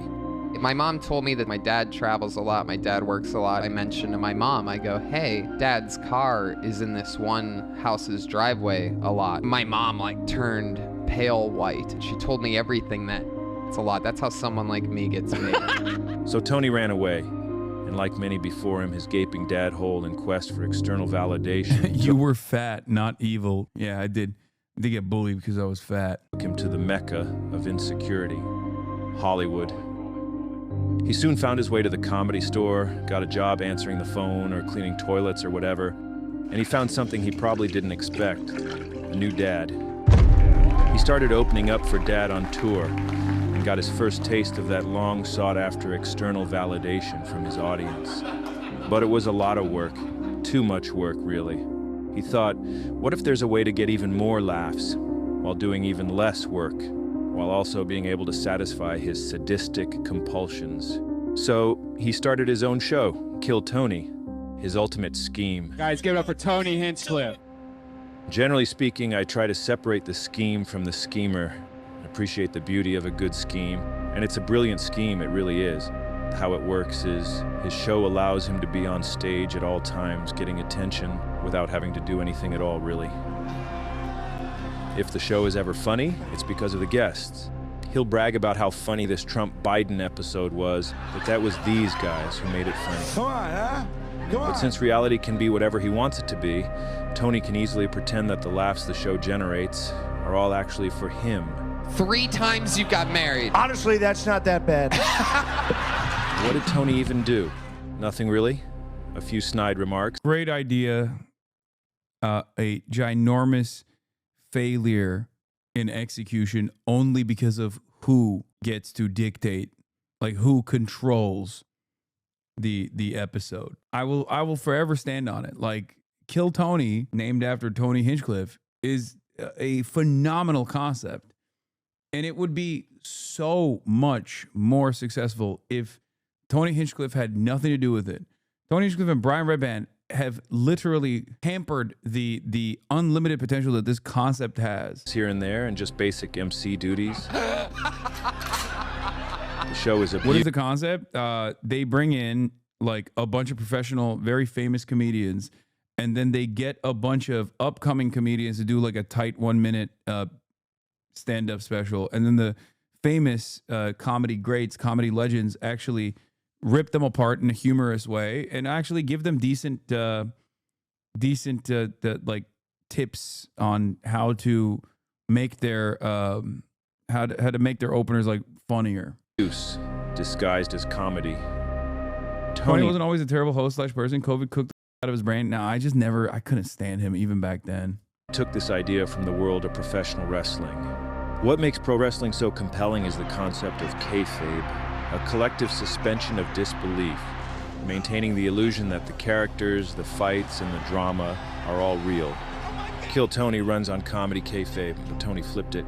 Where wrestling is fun theater disguised as violence, Kill Tony is violence disguised as fun theater. There's very few people willing to admit that they miscarried. Was that a sad time for you? It was the lowest point in my life. Really? He's calling in right now. Despite all of them being followers of a comedy cult, they're all miserable. I'm encouraging you to quit right now. I think when you find that job, I think you should quit. I don't see it happening for you. Eleanor, you knew me when I was 24. I was already 2 years Right, but you're not autistic. Stand over there by the red X. You're really getting a little close. Nope, the other direction, AJ. Thank you. Kill Tony is supported by the same pillars as the broader Austin comedy colon cult, which, as we've proven, are all complete inversions of classic reality. Tony is the megalomaniacal dictator. He must be submitted to and respected. He is a roast god. Comedy Czar proclaims that Tony is the greatest roast comedian alive. And if that idea is ever threatened, he loses his mind. He got very upset when this Jeremiah guy was getting too many laughs roasting the roastmaster. You don't do that. You don't do that? Oh, no, never, never. Why not? Against the rules. This guy looks bi. Bye. Oh, youth. Takes one to know one. Yes. Go have your magic moment. This is the biggest thing in your career. Go do it. Go get it. Go get it. Oh my God. Oh God, this is why I couldn't. I told you I can't watch this segment, bro. This is why I told you it's so bad. It's so bad. It's so cringe. Have your magic moment. This is the best it's gonna get for your career. Is crazy when he's killing in your room. Oh. Is that a school bus attached to your face? You flaming homosexual. Takes one to know one. Yep. He allegedly cemented his title with this performance at the Tom Brady roast in 2024. If you actually listen to his jokes, they're, I don't know, they're really just okay. Tom Brady, why do you look like a gay Tom Brady? But his fellow comedy cultists on stage help sell them and show you how to react. This is straight out of pro wrestling. They all sell the joke in the same way a wrestler sells his opponent's attack. This joke here got a huge reaction. People in the Austin simulacrum were literally talking about it for days. Bert Kreischer is the king. He looks like if the Tiger King and the Liver King only ate Burger King and had a liver that looked like Martin Luther King got beat up by Rodney King. And I'm sitting here over and over again hearing how brilliant this was, just feeling completely bamboozled, because I already heard this joke on another roast 10 years ago. His jokes are literally all homophobia or racism. Like I said, you can lean into like that. It's just his jokes are just bad.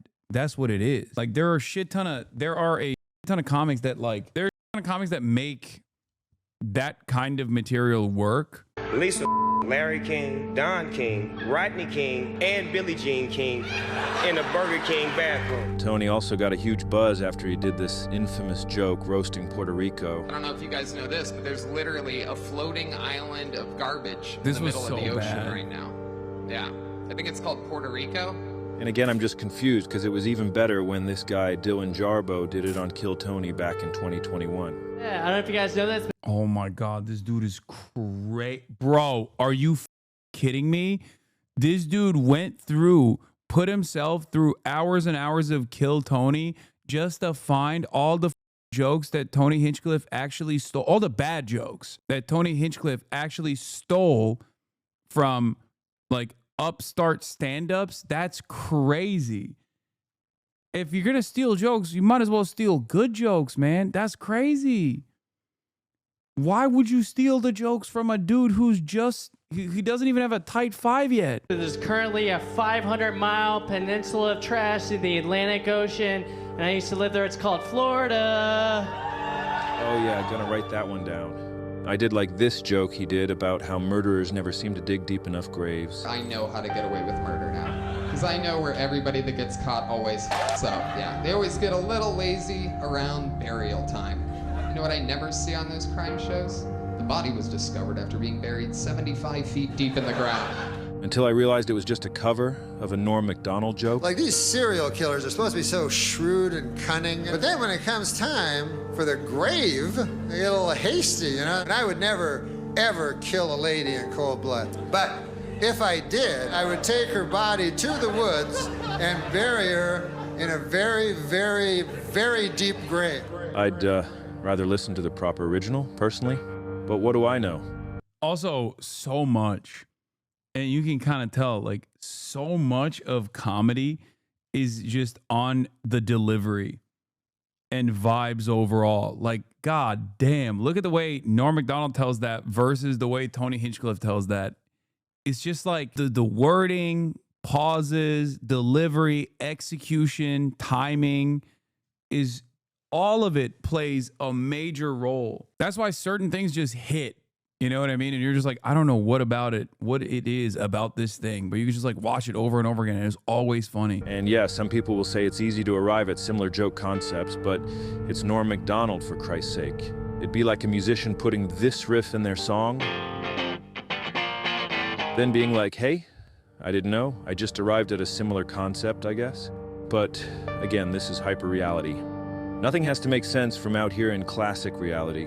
Here's Tony without the team of writers and a teleprompter, put on the spot when Bill Maher requests a roasting. No crowd work on you. No, come on, do some crowd work. Ask me where I'm from. Where are you from? New Jersey. Come on. There's a slow pitch down the middle of the plate, bro.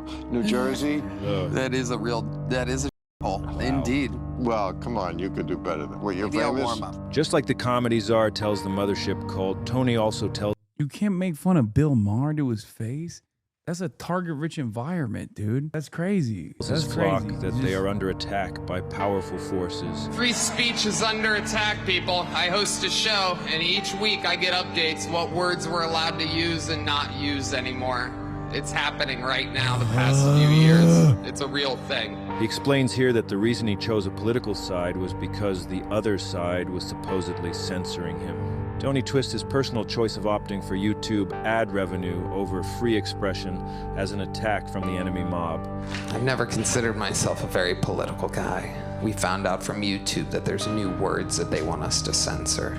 New words that you have to bleep out or you don't make money anymore. So I've become like a free speech angry guy. He became a free speech guy by becoming a censorship guy, censoring himself to get that paycheck as if the Netflix deal wasn't enough.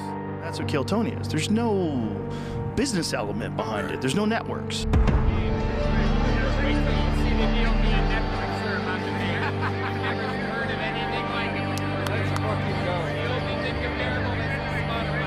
That's the kind of backwards logic that only works inside this comedy simulacrum. Just an incredible example of the ability these cultists have to bend reality. The show is sold as a chance to transcend the rungs of human existence to that higher level, to a high-tier real comedian. That you are indeed the newest golden ticket winner here. But what it actually is a multi-level comedy scheme, exploiting people's hopes of getting the hell out of their lives, and funneling money up to the top of the comedy pyramid to the big man, the comedy czar, everyone involved taking a little piece of the pie on the way up. The vibe of the show is terribly depressing, like watching a bunch of demons torturing lost souls. Look at it, boy, looking like he on trial for touching kids. He can't even say that. You look gay. Try to do better next time. You suck. There will be no next time. You're blacklisted. Go. Anything that interrupts their sadistic ritual gets flushed right out of there. Even the great Ric Flair was shat upon just for daring to be real. Oh, I'm a wrestling coach for a high school. Oh my God, this is so boring. Ric Flair, can you please tell us a story? Actually, to be honest with you, I respect that very much. My son was a great amateur wrestler. He died of a overdose. Oh. In 2013. I don't need to hear that, but anybody that could take time away from their life to support kids from personal experience, and because I believe it in my heart. Tony supposedly reveres this guy. A human living legend. Look at Tony. He's flabbergasted. He's the man. He's literally the man. But in this context, didn't Tony Hinchcliffe? Ric Flair. Am I crazy? Isn't Ric Flair like also kind of a very guy? Don't compare Ric Flair to Jesse Ventura. Jesse Ventura is the GOAT. How dare you? The other thing I was gonna say is like Tony Hinchcliffe, I think, used to write for wrestling, right? He used to be a writer for the WWE. Yeah, he's one of the guys that was just like on those like planes, right? I don't know how else to describe it other than you put a bunch of CTE-addled like psychos on the plane and they were just doing like horrifying in the air, if I remember correctly. They were just doing like it was a plane ride where it just no holds barred. It's like a CIA black site torture plane, but instead of torture, I mean, I guess it's a different kind of torture. You're just like you have all the stewardess like having to see these guys. It's all about Tony and maintaining his kayfabe. Because I believe it in my heart. Show's depressing, man. You ever had Asian pussy? I will never sign up to make fun of people that donate their time to making children better. Maybe it's me, though. I don't know. Maybe I am an asshole. I'm going to see what people are saying about their recent show. Ric Flair propositioned my 16-year-old mom to go to his room once. So yeah, what the what a deep cut. That is crazy. Show in London. We got some voicemail here from a few guys in attendance. Let me see what they're saying. I was stage right, and every scumbag up there booed non-stop for everything, and laughed when they got any reaction, or could make a comic react. Booze, fights, people up and down to get drinks or a sniff in the bathrooms, and people so fucked up they didn't know where their seats were. Comedy is fun. These three blokes dressed as cowboys were sitting at the back. I will never understand how people find this funny. I went to a Louis C.K. joke show a few weeks ago and left 20 minutes in. These mean derogatory jokes are just not funny. It's disgusting. Okay, chatters, it just might not be for you. You know what I mean? I don't know what you heard. I haven't seen anything new from Louis C.K. In forever since he got canceled for doing insane shit to young female comics. But Louis C.K. was objectively a good comedian pre-cancellation, but also it wasn't even a real cancellation. He won a Grammy after he got canceled. Okay, so that's not really a cancellation, but he was objectively good, but he was getting actually really bad. I used to be a huge Louis C.K. fan, and I remember going to his last, like one of his last big arena. It wasn't even like a special. It was like touring, and it was in Los Angeles. I forget where. What was it like? What was it? It's like near Inglewood. Anyway, it was just not good. He was actually low key kind of falling off in his comedy. Yeah, the being loud by all accounts, but I just noticed when they threw something at the women in front of me. So I stood up and threw some sweets at them, and then I put my jumper on, walked up there and slapped one of the cowboy hats off their head. Then me and the three of them had a good brawl, and I thought it went rather well.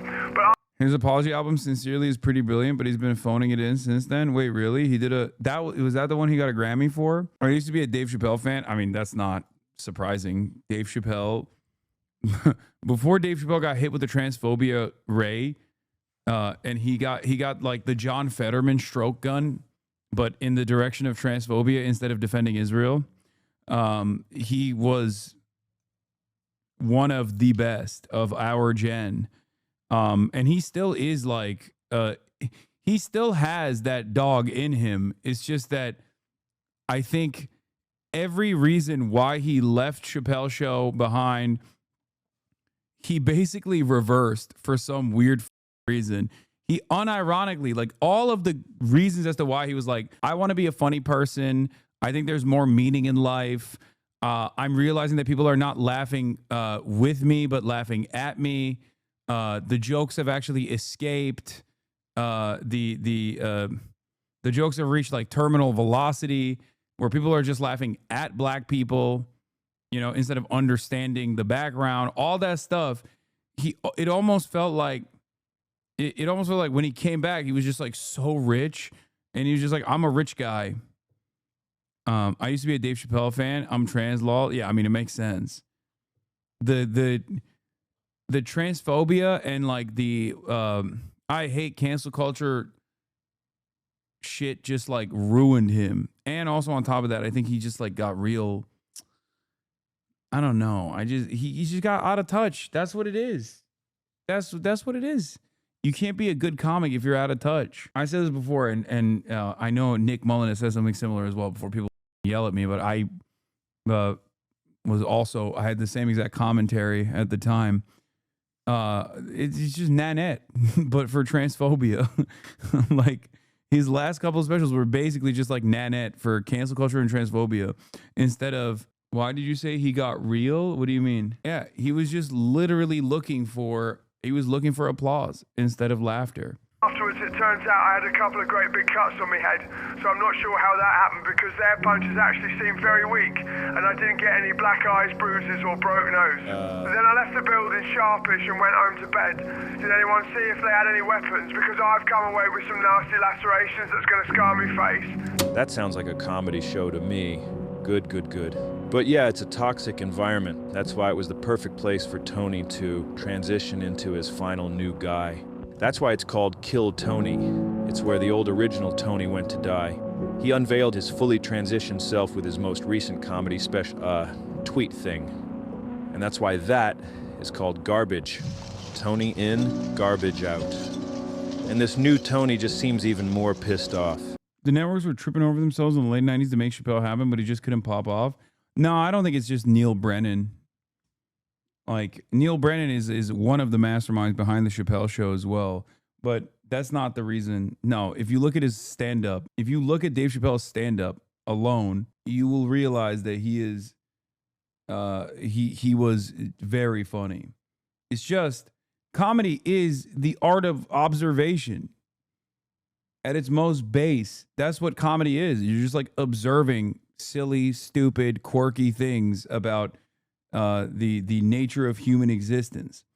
And Dave's specials were amazing. He was great. He was very funny, especially his observational skills and his humor as it pertains to like black culture, growing up black in America. All this stuff was fantastic. Whereas like areas that he has not invested in, areas that where he has no investment in whatsoever, or areas that he doesn't understand that he attempts to make jokes about, like trans existence, which is objectively, inherently dark and therefore very funny. Like there's a lot of humor that you can derive out of that. He just, instead of trying to sincerely understand it and make jokes about it, he just did the hackiest shit you can do, which is looking at it from the outside and going, aren't they weird? Okay, just pointing the finger at like trans people from the outside and just going, ugh, aren't they weird and gross? That's not a joke. You're just looking for applause breaks from other people who also feel the same way. It's lazy, it's hacky, it's not even remotely funny. And it's not, I'm not saying that because like, oh my God, it hurts my feelings. Like I know dumbasses love. I don't think Hassan understands Dave Chappelle. You guys are so wrong about Chappelle. His trans jokes are funny. Dave Chappelle is GOAT. Yeah, okay. Sure, chatter. 13-month subscriber. Jesus Christ. Yes, dude. I love hearing I love hearing attack helicopter jokes from Dave Chappelle. Are you stupid? That's Dave Chappelle. If he is rehashing, oh, trans women are just men wearing a dress type jokes that you have heard a million times over in like on Reddit and in like 4chan and shit. That's not like my expectation from someone like Dave Chappelle is supposed to be way above that. Like that's not like if Steven Crowder is making the same jokes, then you're no longer the GOAT. He's got other jokes. No, I know. And his other still pretty good. It's just that, you know, you have to look at the entirety of your work, the entirety of your output. He seems to still be following in the comedy czar's footsteps, right off a cliff. But when a guy doesn't have a real male role model, and all he's got is the comedy czar, what else could you expect? And now he spends time on the show doing these deranged, awkward rants about whatever dumb most recently pissed him off. Just like Dad. But I came back home because I faced anti-Semitism. You know, I hear this, but it's kind of funny because, like, if you make fun of an Italian, there's no word for that. If you make fun of everybody else, it's racist. Your people have a special word for racism. What do you think that means? If you take yourself out of the picture, what do you think about your people having a special word for just it's Italophobia, bro? Chill. You. What exactly did they say or do to you there? They said, like, go back to, you know, Poland, all the normal shit. But you've never been to Poland? No, my ancestry is Ukrainian. Oh, wow. There's some uneducated idiots that are rooting for you now. Not realizing that that country's stealing our money. Comedy show. Wow, dude, he's hilarious, bro. That's crazy. Dude, how are you going to bomb in a comedy show joking about anti-Semitism? That's insane. That in and of itself is like how can you not even make a good joke around anti-Semitism in a comedy show, bro? That's, first of all, this is a clip chimp. Tony Hinchcliffe is really funny. Sure, okay. That is crazy. That is actually fucking crazy. That is the worst. Oh my God. Did you date a corn star? What the f? Just found out you dated a corn star. Why did you date a corn star? What the f? Are you all right, dude? You can say porn star in here. It's Twitch. I'm a doctor. What was your schooling like? Super Canadian? Yeah. Now, a lot of people don't know this, but I study the Canadian healthcare system because they brag about how good it is. And I like to do my own research just to make sure that I live in the greatest country on planet Earth, and I do. But Canada does rides now for anybody that wants one. Am I correct? No. I know more about your system than you because I have a bit about it. Hopefully you can tell by now that that right there is a guy who has fully migrated into a simulacrum. There really is something in the eyes, eh? Suey eyes. That's definitely a real thing. It's hard to believe, but all this crazy shit is how the top of the comedy world works now. I was tempted to end the investigation there, but I just kept staring up at that photo of David Lucas. When you ask why as a kid, what happens if you keep asking? You either end up in theoretical physics or an insane asylum. Why is everyone so annoyed? I just think it's disgusting. Brother, that's a you problem, okay? Who gives a shit? I clearly don't. I think you just gotta get over it, you know? And so I just didn't stop. And it got me thinking, if Tony can build his own simulacrum nested inside of the Comedy Czar's simulacrum, then what if Joe the Comedy Czar's simulacrum... My girlfriend is a chef, and should I be disgusted? She's cooked for so many other men. What the f is logic? Just asking completely unserious like a idiot. I mean, there is a difference. There's a difference between like sex and like cooking, for sure. Simulacrum is also nested inside a bigger, more powerful simulacrum. Well, guess what? I fear not the taken 1,000. I fear the that's taken 1,000 times. Sun Tzu. The breadcrumbs.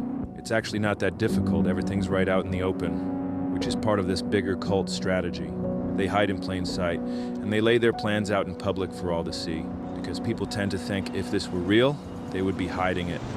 What's your problem? Anyways, remember Joe's buddy Duncan? Warning him about what might happen now that Joe's podcast had become so massive and influential? About guys from deep dark wells of influence penetrating Joe like a battering ram and using him to blow radioactivity all over the world? Well, he was spot on. And thanks to Guru David's guidance, we figured out who those evil penetrators are. They are a self-fulfilling, prophetic, doomsday cult, run by technocratic billionaires who want the world to crumble so they can rule over its ashes. An Armageddon death cult, obsessed with the demise of humanity and hell-bent on making it happen as soon as possible. Comedy.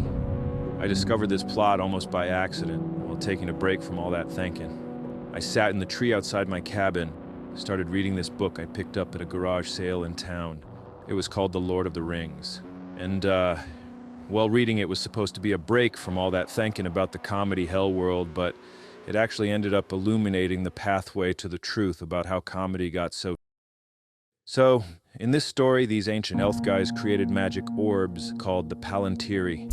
These orbs allowed guys to see and communicate across vast distances with other guys who had an orb. The orbs were meant to help gain and share knowledge and make society work better, but you had to be very smart and strong-willed to use this technology. And just like in our world, most people are just really stupid. It's just the way it is. These orbs weren't inherently evil, they didn't necessarily lie, but they could show a selectively narrow version of reality. And if you had a double-digit IQ and tried to use one, you'd end up confused, misled, and completely dominated. And that's when I realized the guy who wrote this thing must be some sort of genius, because he perfectly predicted the internet and how it was going to break everybody's brain. And in the book, the bad guy is this guy called the Dark Lord, Well, the Dark Lord got a hold of one of those Palantir orbs, and he used it to dominate and reshape the minds of a bunch of influential guys who happened to have orbs too, like the boss of all the wizards, and this guy Denethor, the ruler of some kingdom castle or whatever. Using the orbs, the Dark Lord led both these guys to fully believe the apocalypse was upon them, and that there was nothing they could do to change it. He figured if these influential guys could be convinced the end times were upon them, there would be a trickle-down effect, where everyone would believe it, feel completely helpless, and just kind of give up and let the Dark Lord take over. The wizard boss guy reacted by joining the Dark Lord in his quest for domination, because if that Dark Lord is bound to win the war, he might as well be on the right side at the end of it. It's a philosophical suey. And poor old Denethor turned to utter despair and decided to just let Sauron get on with it, let his kingdom be dominated by the Dark Lord before doing a proper full suey himself. Oh yeah, there was this other king who didn't have a magic orb, so Saruman sent this guy, Wormtongue, nasty guy, to just go whisper in his ear, and it had the same effect. The point is... Yes, spoilers for a franchise that has been around for like however many years at this point on. The books have been out for a very long time. The movies have been out for like 20. These guys essentially all got put inside a hyperreal simulacrum by the Dark Lord using that orb technology. The visions presented to them in the orb became their new reality, and because they were so weak and stupid, losers really, they were convinced there was no way forward except to embrace the apocalypse by joining that Dark Lord, or by going full suey. Why the f*** am I talking about this stupid book bullshit? Because the internet is our magic orb. But unlike this book, in our world everybody has one. In the book, the Dark Lord loses the war because the humans got a new king who still lived in classic reality. But imagine if every guy in this Ring story had an orb, and not just a couple of the leader guys. Even this new king wouldn't be able to convince enough people to defend the castle. The Dark Lord would have won for sure. Anyway, it's a good book. Check it out if you know how to read. Because that's kind of exactly what this doomsday cult we're talking about did. They created and then gifted to us our Palantiri, the internet, social media, podcasts. They used their techno-wizardry to seize control of human behavior and thought, creating their Palantiri to be both completely addictive and to devolve all human interaction into complete negativity. Once that happens, our I gotta get the hell out of here gene activates, and when there's nowhere else to go, the cult offers escape pods into their simulacrum, which really are psychic apocalypse bunkers. The cult's goal is to destroy what they call the Cathedral, which encompasses all the elements of our society that influence our thoughts and beliefs about the world.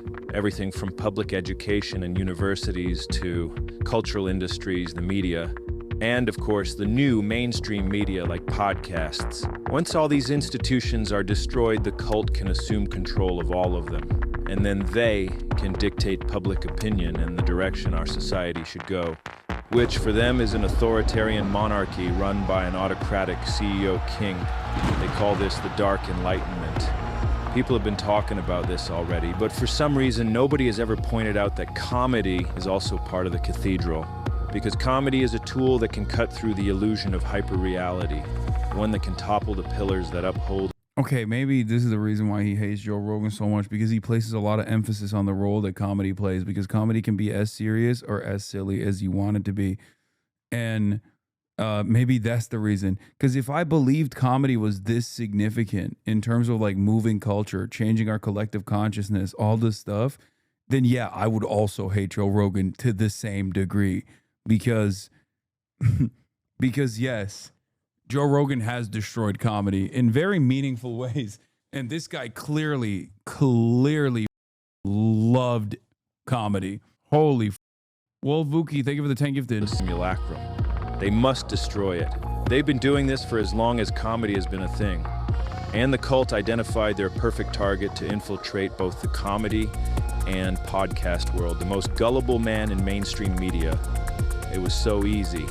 They just led Joe down the path into the simulacrum with money and validation, and now he's their mainstream media puppet. And comedy is crumbling, taken over by the cult. You think this is crazy? Who are the guys at the top of this cult? It's J.D. Vance. We're letting a grown man walk around in a miniskirt in broad daylight? It's the techno-wizard billionaires. It's Elon. Mark Andreessen. For sure these things are being censored. It's Peter Thiel. Talk about what's gone wrong in the U.S. because they're all friends of the show. Weird, eh? Everything's so much worse, you know? Like, how does it not trigger alarm bells in the minds of like the normies who look at Joe interview these like sheepish, wet lizard people and go, that's my guy, that's my goat right there. He's just a normal guy just like me. And the guys he's talking to, also normal, also just like me. Like, no matter how much you love Joe Rogan, I don't think Joe Rogan can make these dudes look normal. Hello? They use comedy and podcasting as a fun Trojan horse to sneak themselves into the culture. And Joe and all his enablers let it all happen. Just sold out the entire comedy world. All while he preaches about the importance of comedy and how much it means to him. It was a religious calling. It's all a ruse, a great big scheme, a spectacle, comedy kayfabe. 250 comics. In the cult's hyper-reality, he's the head of comedy. But in classic reality, he's the gangrenous toe of the comedy world, slowly spreading its vile infection throughout the rest of its body. It's messed up, man, but that's how comedy got so I mean, I think we all knew it was Joe Rogan's fault, but yeah, I don't know. I don't think most people realize he's just one part of an intricate and pervasive takeover of the entire country. And if you're a comedy cultist and you want to write this off as a conspiracy theory, you should remember the teachings of Dear Leader. When you do have an open mind and you are compelled to try to seek the truth, you got to be aware that these things have happened in history. They are real. As much as people who look for conspiracies and everything, there are also people who try to dismiss everything. And you have to be very careful because there are a lot of things that people do conspire to do. Joe's legacy will forever be the guy who destroyed comedy. Did all the 6-hour stream comments made you stream extra long today? Yes. You guys. No, I'm kidding. I just wanted to watch this video because this was good and I got locked into it. But that's the only reason why I stayed beyond. Probably the entire U.S., honestly. Assholes. All the crazy shit the government is doing, Joe did that. Because in the president's own words, Joe won him the election. He basically said, I won him the election. And he sold out comedy to make it happen. And it should never be forgiven. I thought you boys understood. It's business. That's all it is. There ain't no countries anymore. No more good guys. They're running the whole show. They own everything, the whole goddamn planet. They can do whatever they want. Now they're gonna let us have it good if we just help them. They're gonna leave us alone. Let us make some money. You can have a little taste of that good life too. Now I know you want it. Hell, everybody does. Do it to your own kind. We all sell out every day. Might as well be on the winning team. How does this all end? Well, how do most cults end? Usually in some kind of terrible tragedy. Waco, Heaven's Gate, Jonestown. Who knows if those simulacrum pillars will hold? They're shaky right now because nobody wants to uphold the Jeffrey Epstein pedo pillar. But it kind of has to be upheld. It's a load-bearing pillar. And it looks like they're expecting the comedy czar to fall in line and get rid of the controversy. No, On Trump's desperate attempt to quell political blowback. The White House reportedly, quote, asking podcaster Joe Rogan to help ease the uproar over the Epstein files. What's he gonna do? I mean, what am I gonna do? I'm gonna push back. Right, no, of course. No, of course not, sir. Is the comedy czar gonna become Comedy Prigozhin, build out his personal militia, become a mercenary force attached to the U.S. military, maybe go for the coup? Or maybe he becomes Comedy Colonel Kurtz, holed up in his bunker, completely disillusioned by civilization, a cult leader with an insatiable lust for power, descending into madness, waiting for the apocalypse. See ya, boys. Well, whatever happens, I think Joe should move the Mothership Wall of Fame a few more feet, right into the bathroom there, if he and his followers are just gonna piss and shit on these guys' so-called legacies. And as for the rest of us, I guess, well, try to identify if you're in a simulacrum and get the hell out of there. Go outside and anchor yourself in classic reality. Stick your feet in the mud, observe the bark patterns of trees, feel the warmth of the summer sun on your face, do some can gazing. The more anchored you are in classic reality, the less easily you'll be sucked up into any of these embarrassing hyper-realities. Good luck with that. For me, I'm anchoring with the dip-a-day program right now, which means every day I'm jumping in that fucking lake. Swimming around, doing about 50 laps to the rock and back. That's no big deal for me. and then back to shore, cracking open a cold one, and lying in the sun as the water evaporates off my skin and rises back up into the clouds, where it'll become rain and fall once again to the earth. The cycles. I'm gonna do that right now. Okay, good. Gotta go. Bye. You almost have to respect how much hatred he has in his heart, specifically for one man and all of his little goons